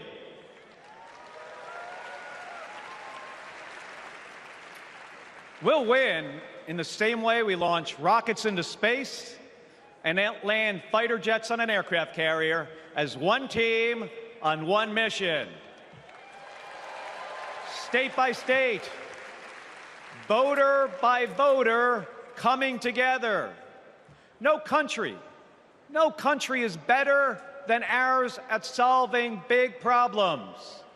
So, on November 5th, let's prove that America is still the leader the world needs today by electing the leader we need right now, Kamala Harris. Thank you, everybody. Thank you. Okay, now we have Senator Kelly on veterans, a veteran himself. So it gets worse, folks, on healthcare specifically. So one of our country's most sacred promises is to care for our service members when they get home, when they return from overseas especially, and returning from combat. In Arizona, we've got about 500,000 veterans. As a veteran myself, this could not be more important to me. And Project 2025 to veterans is offensive. Veterans deserve the very best care that our country can provide. It's that simple. But right now, Project 2025, it threatens to dismantle the VA healthcare system. Does a number of things. I'm going to go through about 4 of them here. So first, it disenrolls potentially millions of veterans from VA healthcare. I don't know how many veterans we might even have in this room, but you could potentially be removed from your health care through the VA. It also outsources medical examinations, and it automates claim reviews and decisions. So veterans will wind up having to talk to a chatbot instead of talking to a trained VA employee. It also cuts benefits for current disabled veterans. So it's going to take money out of their pockets. And it's going to roll back the rating scale so that disabled veterans of future wars will receive fewer benefits, or in a lot of cases, they're not going to receive any benefits. It also creates a panel to downsize or close VA hospitals, while also requiring that the providers that are left, that still exist, increase the number of patients that they're going to have to see. And what does that lead to? Leads to worse care for our veterans. So let's be clear. This plan is nothing more than a path to full privatization of VA healthcare. And it takes away benefits from our veterans. It's all put on their backs. Now, I've spoken to veterans across Arizona. We have a lot of them, and they are really worried about losing the access that they currently have to their doctors. And they realize that if this gets passed, that they're going to have to fight even harder now to get the care and the benefits that they've earned through their service. Gutting and outsourcing the VA is not the solution. We need to focus on real reforms that improve care, reduce wait times, and make sure veterans can access the benefits that they deserve without sacrificing the system that they depend on. In Project 2025, it's very clear to me that this is offensive to veterans. Thank you. You need more? Yes, sir, we could use more. Yes, sir. Thank you. Thank you, Mr. Chairman. Thank you, Senator Tocqueville. Senator Kelly, please. Thank you, Mr. Chairman. Admiral General, congrats on your nominations.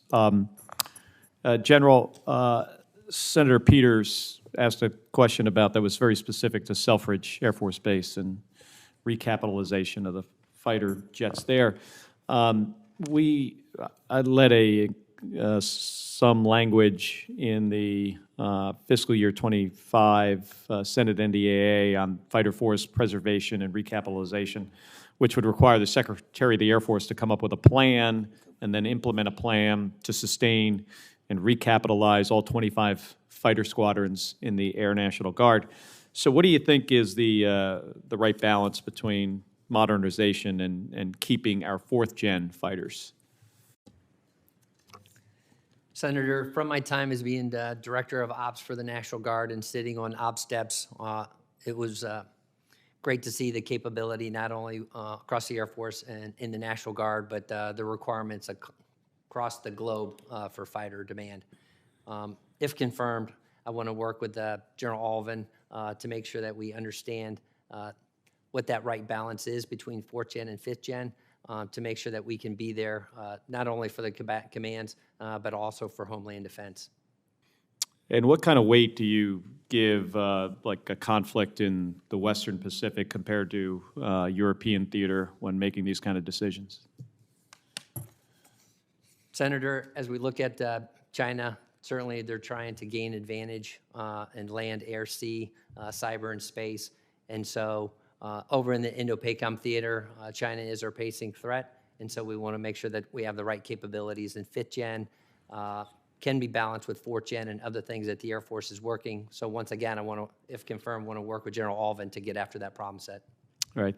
Thank you, General. Admiral, we are in the midst of global strategic competition with both Russia and China. And China especially continues to influence a lot of effort there to influence in the Western Hemisphere, economic engagement that they use to gain access to natural resources and influence in the politics of countries, especially in Latin America and the Caribbean, are having an effect.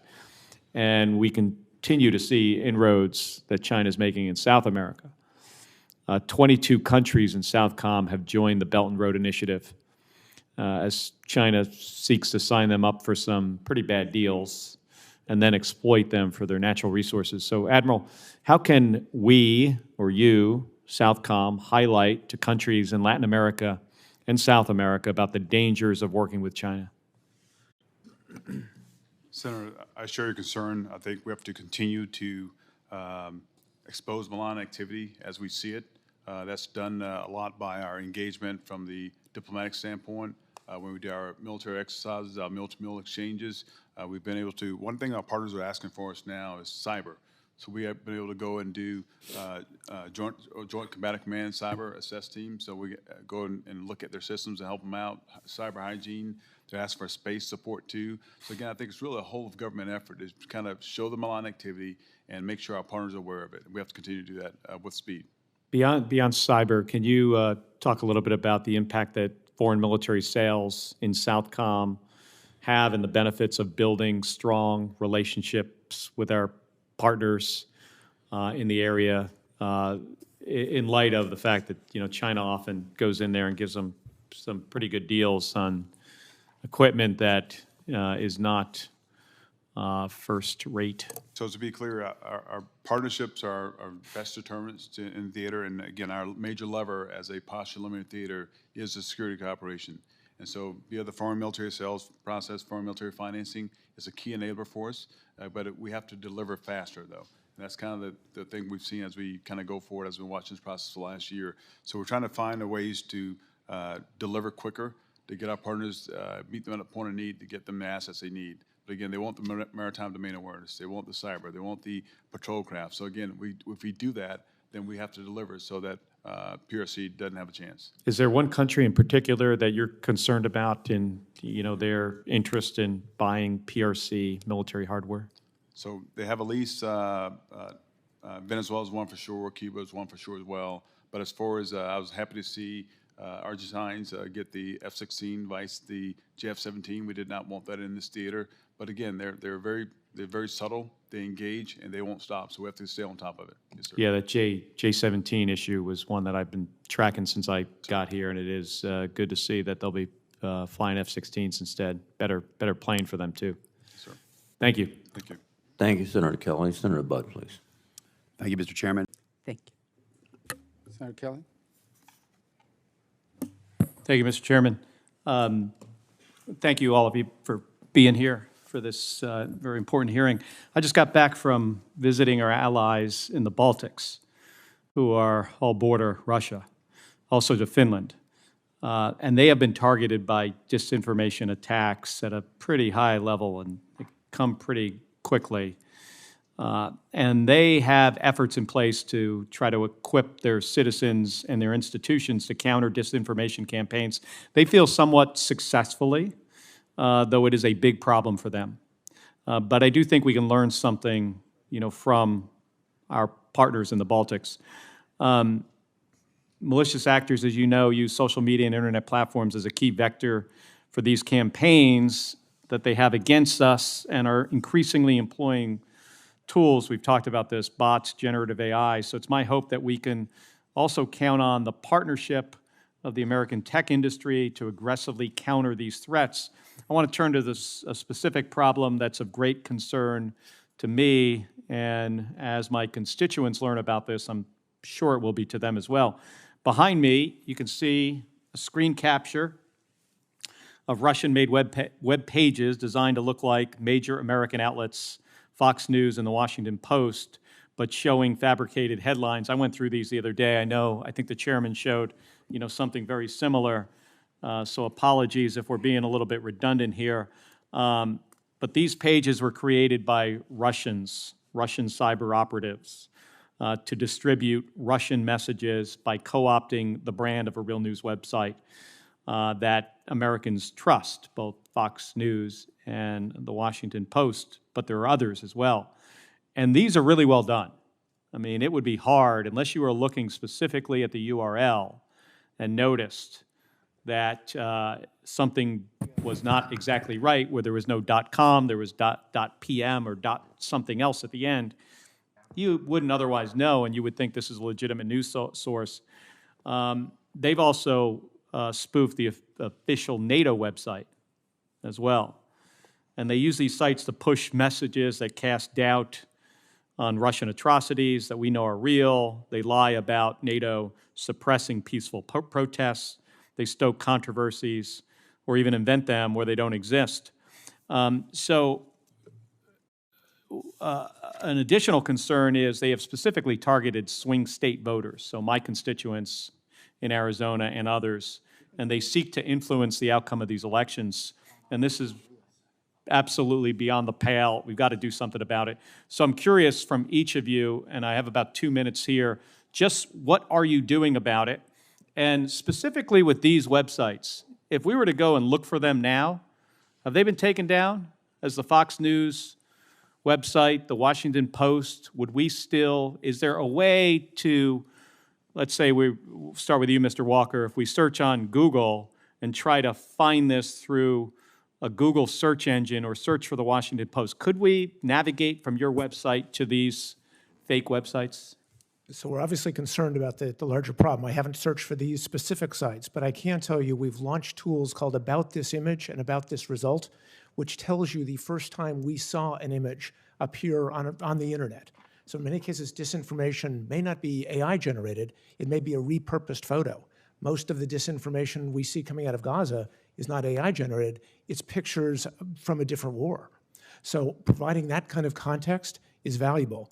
And then just quickly to say that if content is AI generated, increasingly the ability to watermark it or understand its provenance through the C2PA cross-industry group that I mentioned before will help all of us do a better job of identifying and removing this kind of content. But once you find the content and you know it is fake, at that point, can you take action to make sure that your customers cannot navigate to that conflict or to that content? The search context is somewhat different than other contexts where we're hosting information. So let's say YouTube, which would be our hosted content example here. If something is demonstrably false and harmful, we will remove it, in addition to all of our other policies. And that's been consistent for many years. We also have a general manipulated media policy, whether it's AI manipulation or you may remember the cheap fakes that went around some time ago, which were just slowing down videos to make a politician look as though they were intoxicated. We will remove that kind of content, yes. You said if it's false or harmful, how about if it's just them co-opting somebody else's website like Fox News or Washington Post? I'd go back to Brad's earlier comments with regard to the notion of trademark infringement, copyright infringement. As we get complaints about that, we will remove that content, yes. All right, thank you.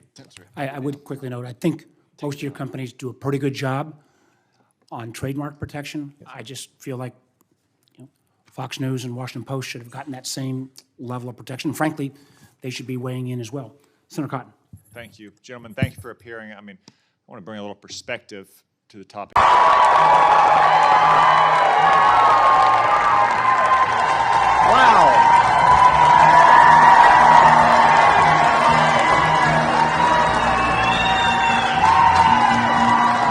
Hello, everybody. Hello, Ron. Great to be here in Douglas. Cochise County. It is fantastic to be here. I love this county. Thank you. We love you too. And Gabby Gifford sends her best. Fantastic to be here.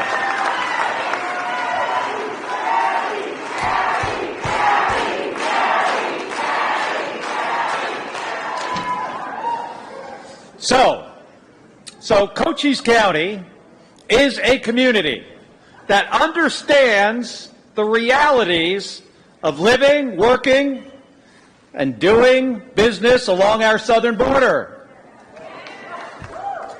What does this do? This creates opportunities. Opportunities with cross-border trade and exchange that helps fuel the economy here and across our entire state.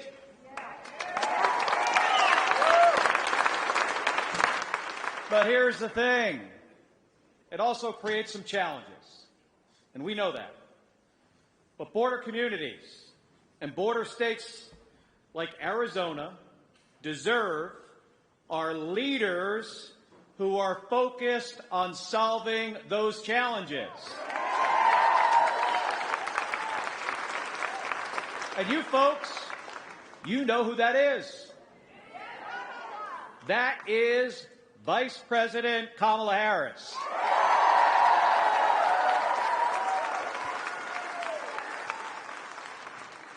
As Attorney General, she enforced the law and went after the cartels who trafficked in drugs, guns, and in people. As Vice President, she helped us pass the bipartisan infrastructure law that finally will give the Douglas community a two-port solution.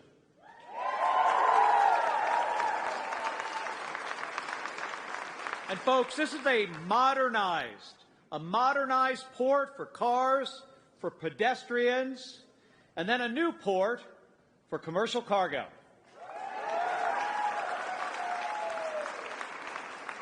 And we saw today how this is going to cut wait times. It's going to create jobs, and it's going to reduce the flow of illegal drugs.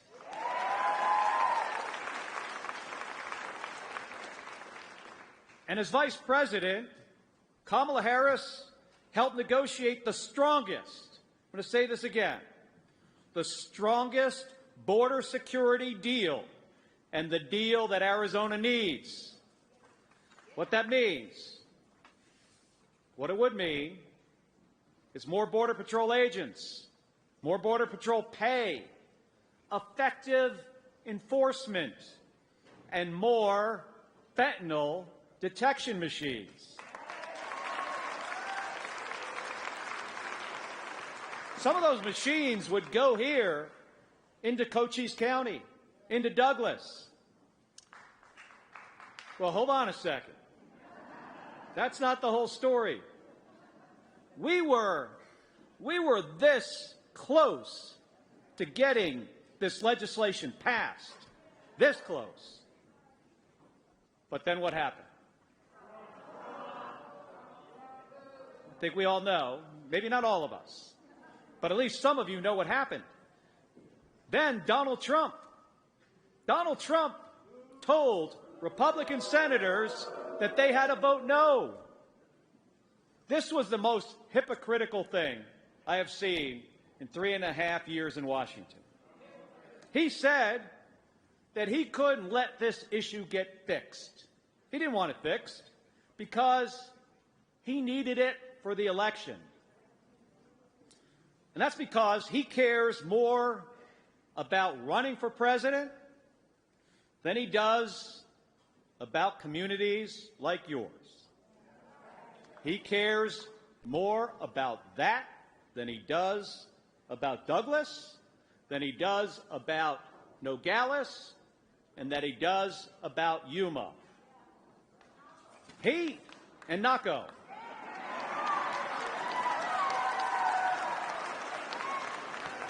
I apologize for leaving out Naco.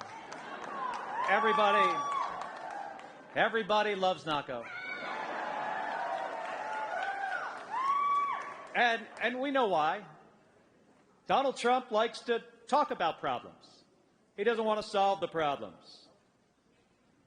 But talk doesn't do anything for the state of Arizona. It does not. Our state needs action. And that's why we need Kamala Harris to be the next president of the United States.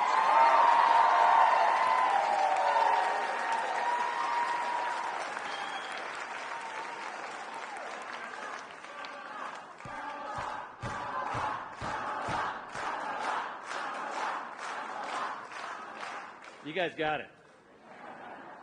Yeah, since this administration took action to strengthen border security earlier this year, now get this, illegal crossings are now at lower levels than when Donald Trump left office. Lower levels. And when Kamala Harris is president, we will work together to better secure our border, to stop the deadly flow of drugs into our communities, and to fix our broken immigration system.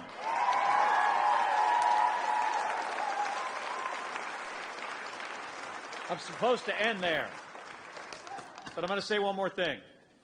Folks, winning elections, this is not rocket science. If it was, I could help. This is just about hard work. Which team works harder than the other side? So please, knock on more doors, make more phone calls, work harder, and we will win this election. Thank you very much. Hello, Phoenix. It is so great to be here with all of you as part of the Reproductive Freedom Bus Tour. We are all here because we share a vision of America where most of our fundamental freedoms are protected, and that includes reproductive rights. Right, Gabby? And we believe in a country where reproductive health care decisions are made by patients and their doctors, not by politicians, not by the government, and definitely not by Donald Trump and J.D. Vance. I know J.D. Vance. You do not want him making these decisions for you. And here in Arizona, we have seen what this looks like. We have seen our state whiplash between two extreme abortion bans. When these decisions are taken out of the hands of women, it doesn't just take away a fundamental right. It can also put their health in serious danger. Now let's remember,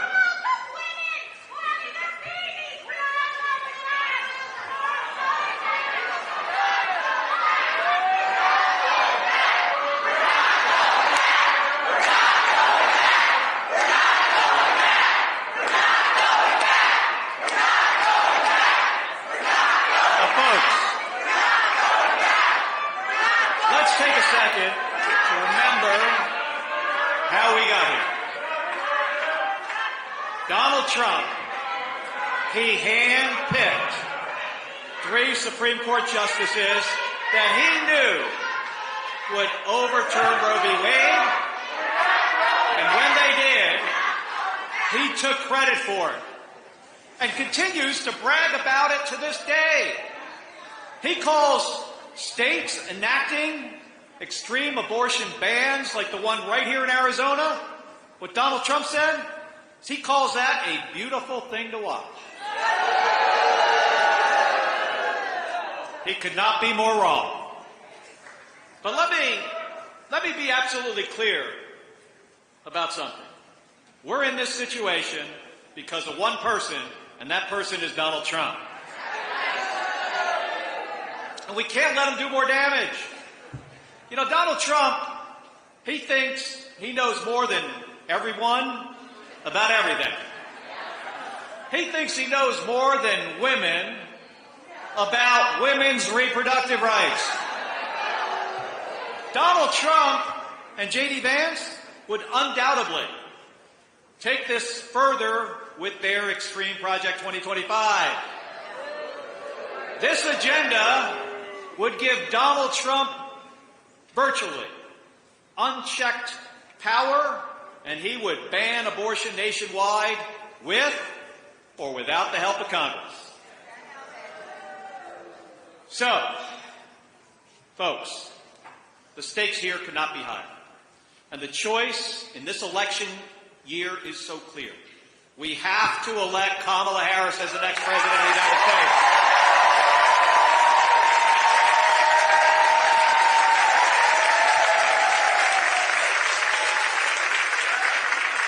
There are now less than 25 days until the election. And early voting by mail, it's now. And in person, too, is also now. Arizona, our elections, statewide elections, are often won by just a handful of votes. You know that I am no stranger to that. But what that means is that we have the power. All of us in this room, we have the power to tip the balance in this election.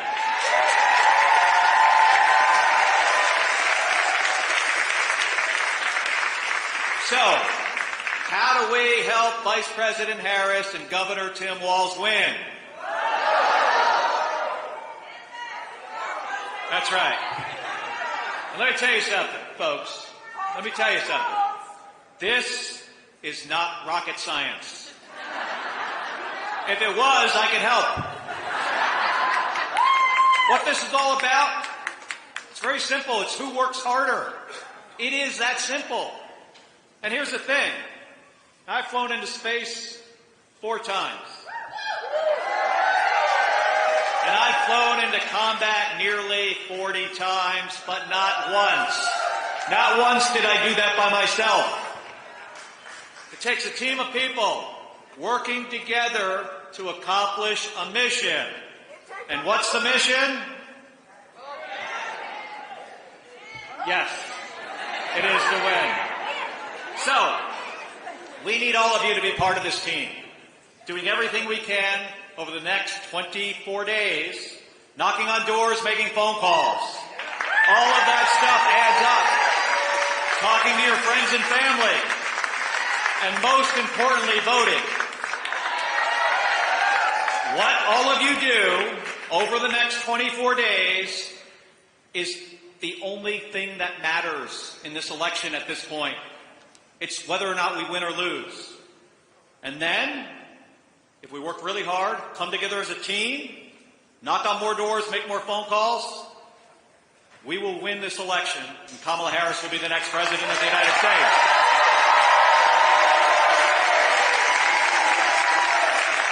And with that, let me introduce the person that you really wanted to hear from.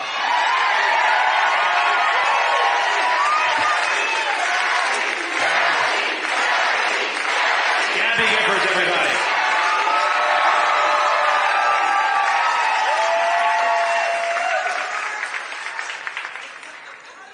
Hello, fellow Americans!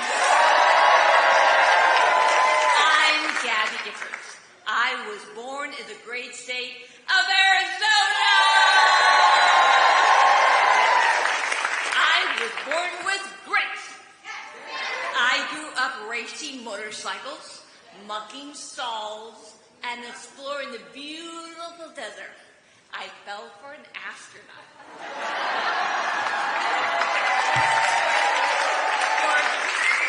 For 5 years, I served in Congress from a swing district. Everybody called me a rising star. Then on January 8th, 2011, a man tried to assassinate me. He shot 19 people. He killed 6. Terrible, terrible, terrible day. I almost died, but I fought for my life and I survived.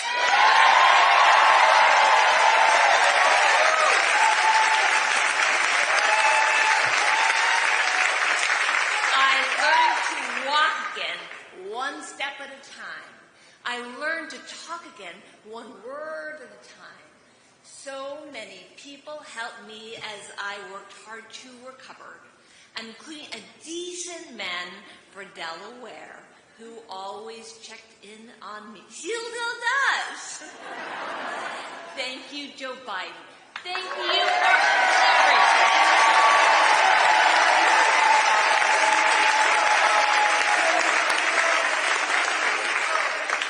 Joe is a great president.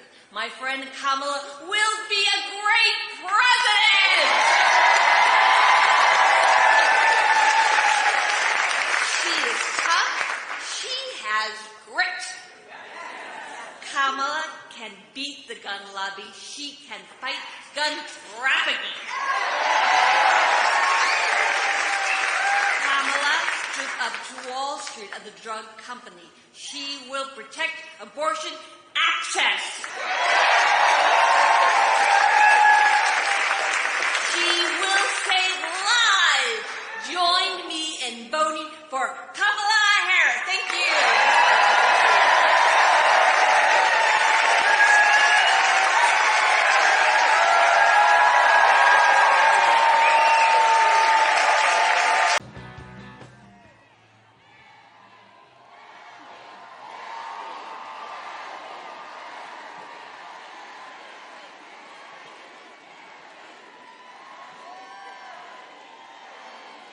Hello, Tucson. It's great to see everybody today. You guys are very excited. And you should be, because we are so excited to welcome President Obama back to our city.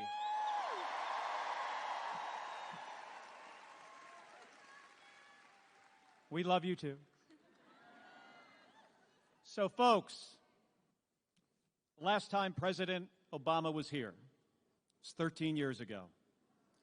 He spoke to our community just a few days after the shooting that left Gabby and 12 others injured and took the lives of 6 of our neighbors.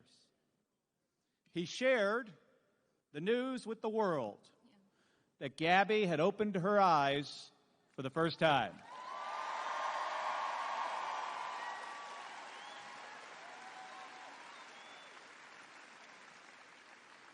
Thanks to the support of this community and Gabby's determination, we have come a long way since then. So now let me pass it over to the woman who inspires us all, inspires us every day to never, ever, ever give up. Gabby Giffords.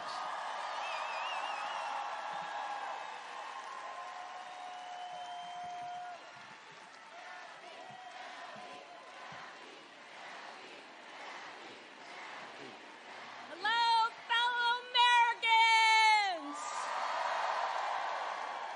I'm Gabby Giffords. I was born in the great state of Arizona! I grew up racing motorcycles, mucking stalls, and exploring the beautiful desert. I fell for an astronaut. For 5 years, I served in Congress from a swing district. Everybody called me a rising star. Then on January 8th, 2011, and tried to assassinate me. He shot 19 people. He killed 6. Terrible, terrible day. I almost died, but I fought for my life and I survived.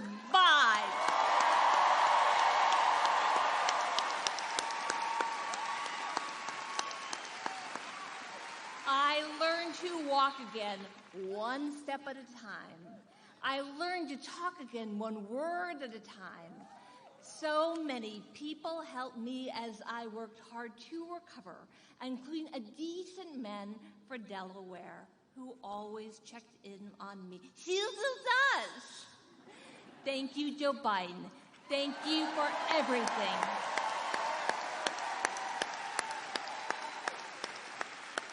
Joe is a great president. My friend Kamala will be a great president.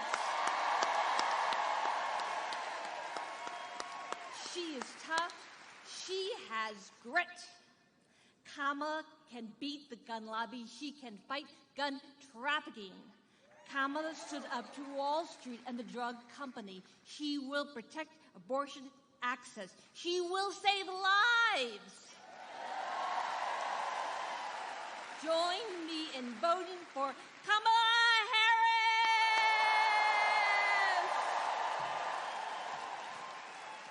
Woo! All right, folks. So here's the thing. We do not have to tell you what's at stake in this election. You know, the right to an abortion, an economy that works for everyday families, the opportunity to move our country forward rather than getting dragged backwards under 4 more years of Donald Trump and that lousy Project 2025. That's why we have to elect Kamala Harris.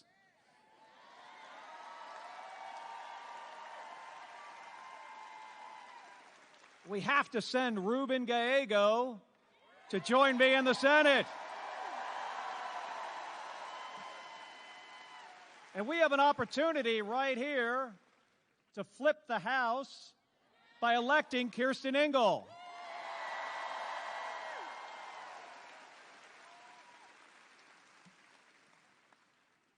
Tucsonans, if we show up, now we have to show up, we can turn Vice President Harris's and Governor Tim Walz's vision for a new way forward into reality.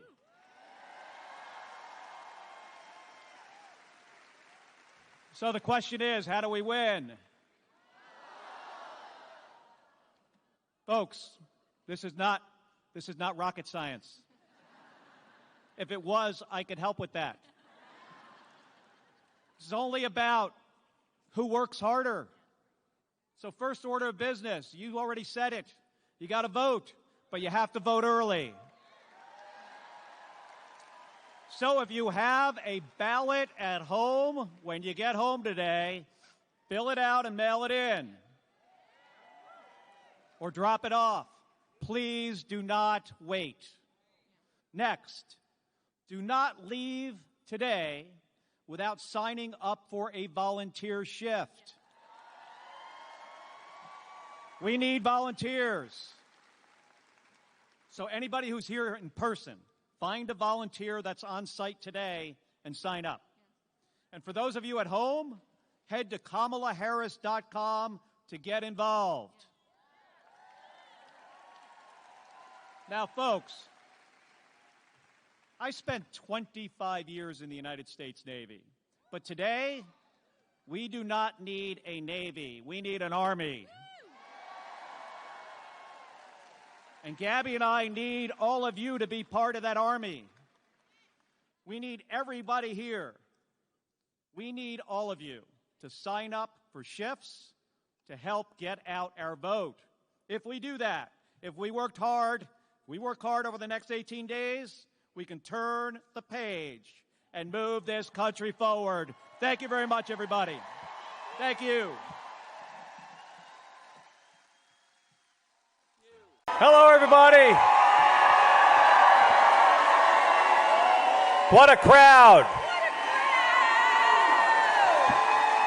Hello, Phoenix. We are so excited to welcome Governor Walz back to the great state of Arizona. Now, you all may not know this, but Gabby and Tim were sworn in together as new members of Congress. 2007. So they've been friends for a very long time, and because of that, Gabby is going to get to go first. So my wife, the woman who inspires me each and every day to keep moving ahead, Gabby Giffords.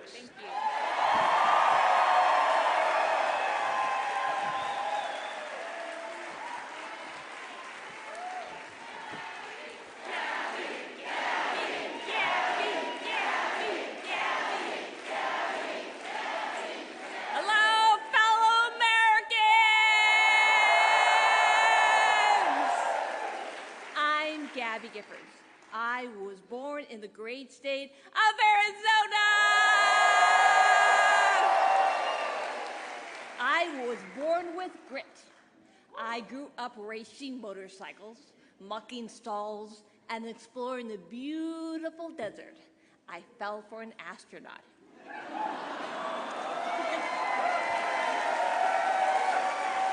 For 5 years, I served in Congress from a swing district.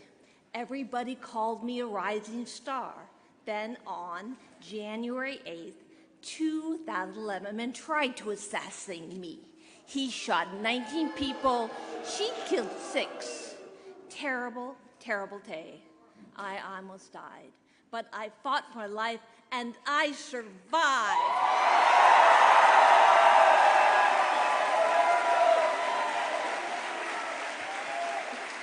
I learned to walk again one step at a time. I learned to talk again one word at a time. So many people helped me as I worked hard to recover, including a decent man for Delaware who always checked in on me. He still does.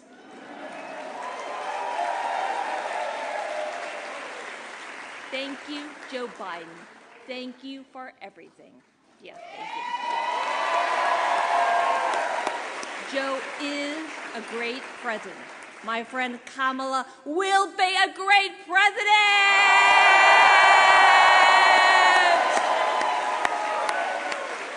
She is tough. She has grit. Kamala stood up to Wall Street and the drug companies. She will protect abortion access.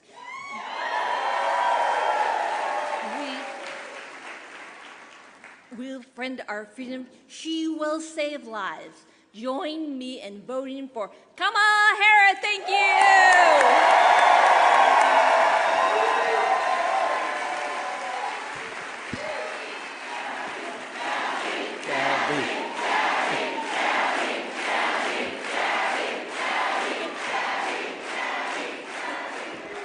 All right, folks, here's the thing. And, you know, Gabby and I don't have to tell you, all of you, what is at stake in this election. Whether women today grow up with the same rights and freedoms as the generations before them, or are subject to a national abortion ban.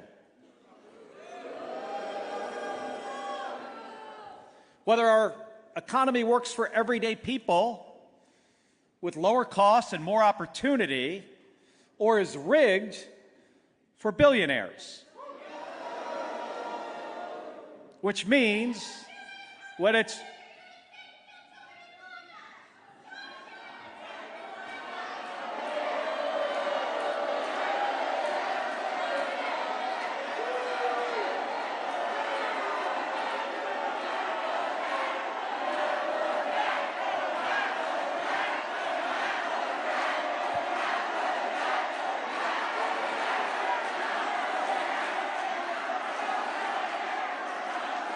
and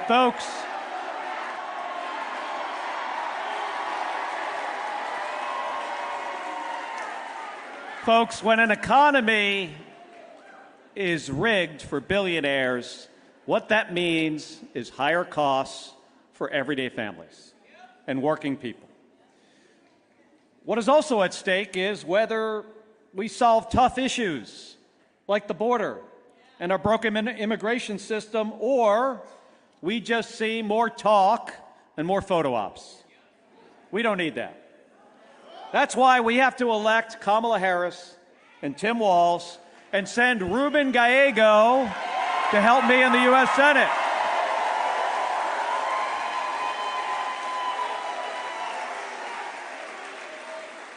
Gabby and I know Kamala Harris. Kamala Harris is a fighter who has served as a prosecutor, an attorney general, a senator, and now as our vice president. Tim Walz, Tim has been a coach, a teacher. Go Teachers. He's been a member of the U.S. House of Representatives, served with Gabby. And he's been the governor of Minnesota. And they are leaders who are ready to serve all of America.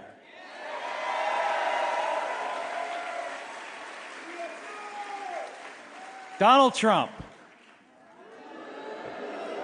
Donald Trump has shown himself to be unfit. He has shown himself to be unstable. And it should be clear to everybody in this room and across this great country that Donald Trump looks out for one person, and that's Donald Trump. So, folks, let me ask you a question. How do we win? Folks, this is not rocket science. If it was, I could help.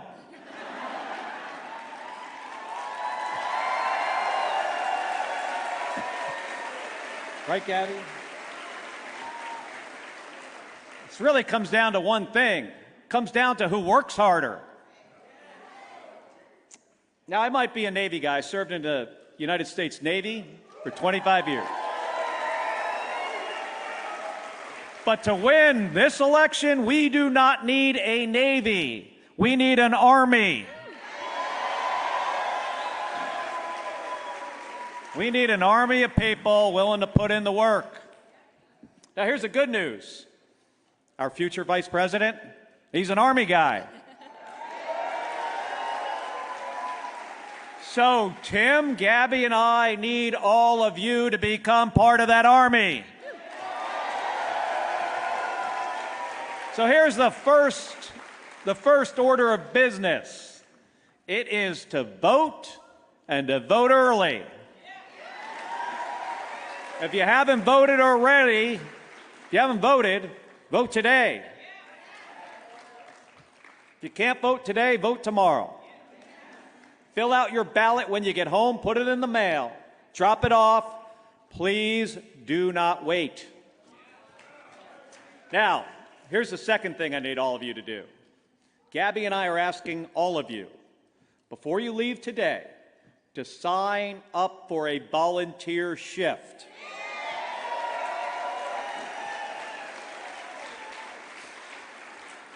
We have about 120,000 volunteers across the state.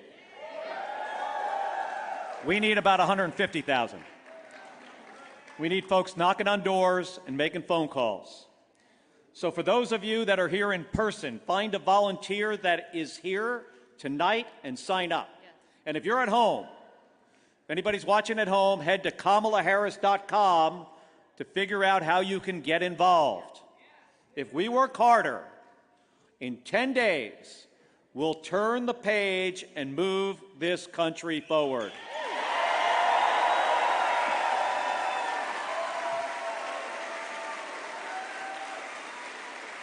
So, Gabby and I want to thank you for being here. Thank you for your incredible enthusiasm. Thank you for voting. Thank you for getting your friends and neighbors to vote. And in 10 short days, we will elect Kamala Harris and Tim Walz. Thank you very much, everybody. Thank you. Thank you. Gabby.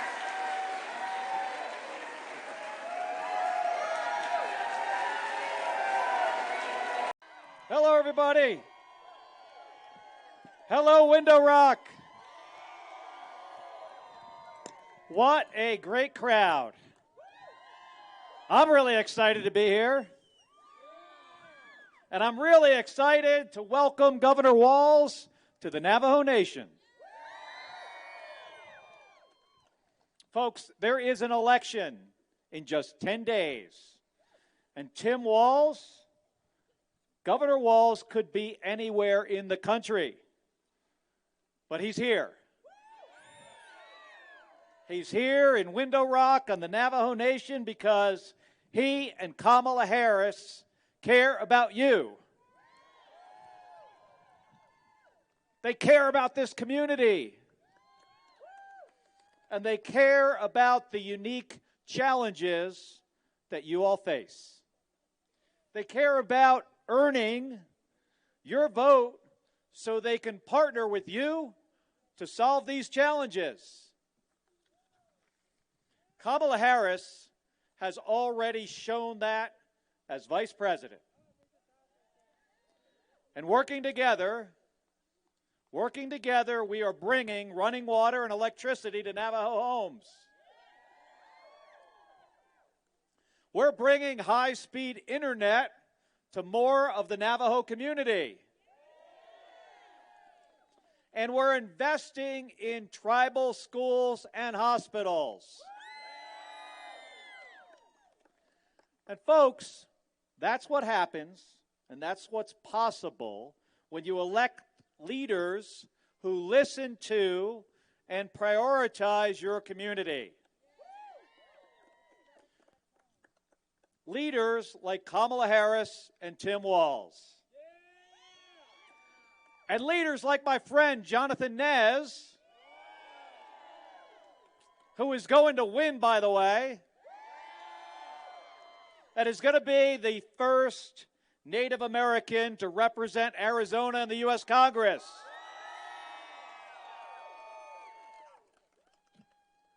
Donald Trump.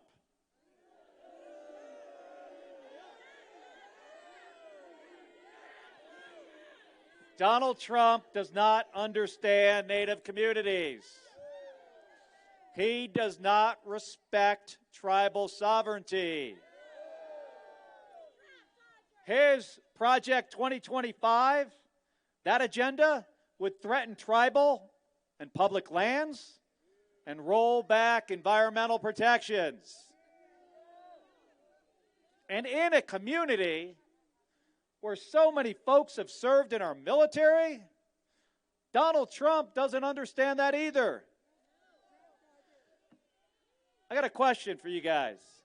Are there any Marine veterans here? U.S. Marines? How about family members of Marines? Now that feels like about half of the crowd. You know, Donald Trump called more than 1,800 U.S. Marines who lost their lives at Bellawood in World War I as suckers. He also referred to service members who died in World War I and who were buried in France as losers. And Trump's own chief of staff, Marine Corps General John Kelly, warned just this week. Now, these are his words, and I quote, "Trump met the definition of a fascist, would govern like a dictator if allowed, and has no understanding of the Constitution or the concept of rule of law." Donald Trump doesn't get us veterans. He doesn't understand us. He doesn't understand service, what it means to put something else ahead of himself. That's why he cannot be commander-in-chief again. So, folks, how do we keep that from happening? It's not rocket science. If it was, I could help. But it ain't. It's all about who works harder. That's it. It's pretty simple. So, here's my job for all of you. First order of business, you got to make a plan to vote. So find your nearest drop box or vote center, and you can go to this website, iwillvote.com. That's iwillvote.com. If you need assistance with voting and you want to get some assistance over the phone, there's a voter hotline that has assistance available in Dene. And that number is 833-VOTE, the number 4, AZ. So write this down if you got a pen. 833-868-3429. I'm going to say it again. 833-868-3429. And once you vote, once you got it all figured out and you voted, I want you to go help your friends and family members to vote as well. This is really important. At this point, this is the entire election. And the difference between Kamala Harris and Governor Walz winning in the state of Arizona or Donald Trump and that other guy, the difference could be here on the Navajo Nation. So it's going to take every single one of us to make sure that this happens. If we work harder, in 10 days, we will turn the page and move our country forward with great leaders who will listen and respect this community. Thank you very much, everybody. Thank you. Don't forget to vote. Hello, South Phoenix. That was Gabby's favorite song, by the way. Beautiful day. It is so great to be here with all of you.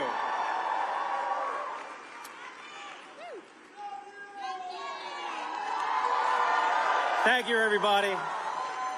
It is really awesome to be back just 5 days before such a critical election.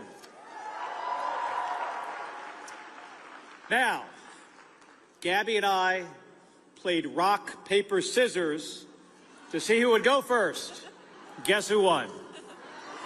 Gabby Giffords, everybody.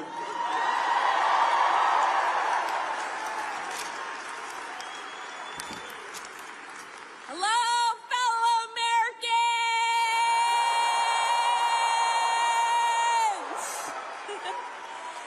I'm Gabby Giffords. I was born in the great state of Arizona. I was born with grit. I grew up racing motorcycles, mucking stalls, and exploring the beautiful desert. I fell for an astronaut.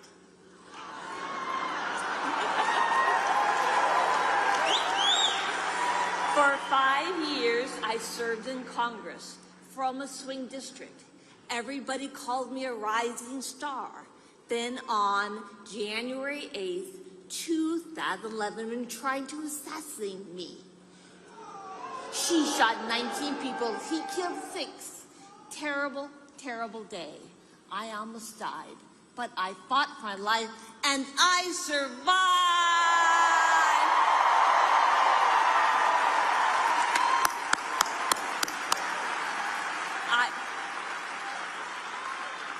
I learned to walk again one step at a time. I learned to talk again one word at a time. So many people helped me as I worked hard to recover, including a decent man for Delaware who always checked in on me. He still does. Thank you, Joe Biden. Thank you for everything.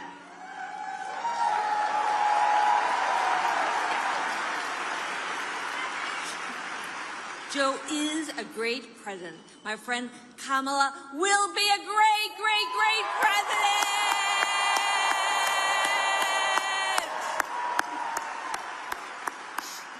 She is tough. She has grit. Kamala stood up to Wall Street and the drug company. She will protect abortion access. She will defend our freedom. She will save lives. Join me in voting for Kamala Harris. Thank you!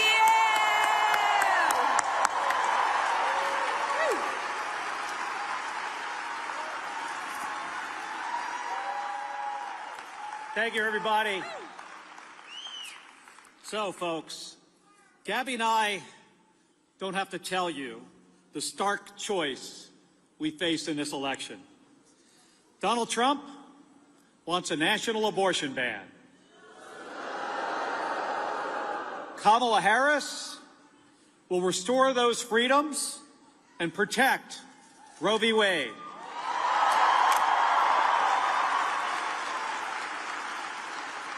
Donald Trump, he wants another tax giveaway for billionaires. And he wants to implement a bunch of ridiculous tariffs that will jack up costs for Arizona families by $4,000 a year. And just last week, he said he will torpedo our semiconductor industry here in our state, that will cost Arizona tens of thousands of good-paying jobs. Kamala Harris is going to lower housing costs.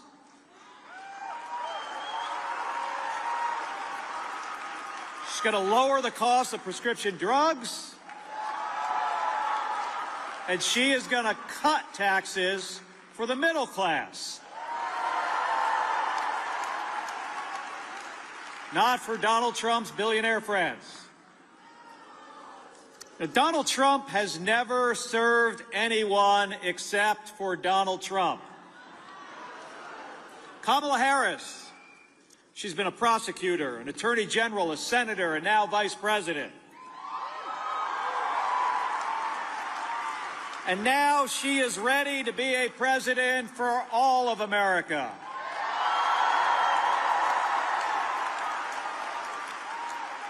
And as Gabby has just said, Kamala Harris is going to make a great president.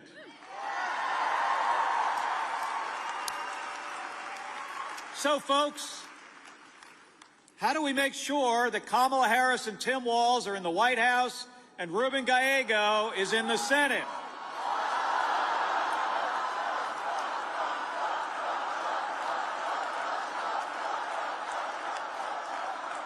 Folks, this is not rocket science. If it was, I could help. But it ain't. This is just all about who works harder. We are 5 days out from such a critical election. So, what's the first order of business? It is to vote, and to vote early. So I want folks to head to iwillvote.com to find voting locations and make a plan to vote. Number two, this is the second thing that Gabby and I need all of you to do. We want you not to leave here unless you sign up for a volunteer shift.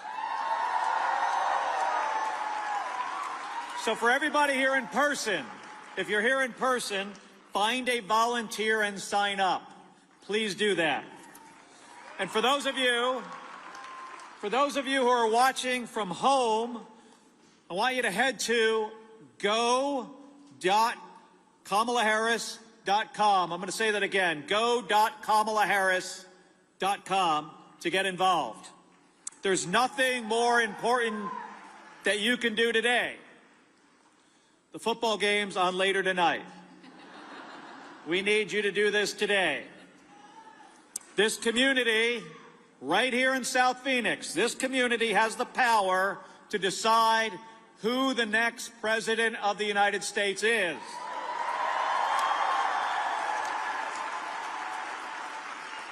That is a huge deal, folks. It is a really big deal. You could decide who the next president is. And if we work harder over the next 5 days, we're going to turn the page and move this country forward. Thank you very much, everybody.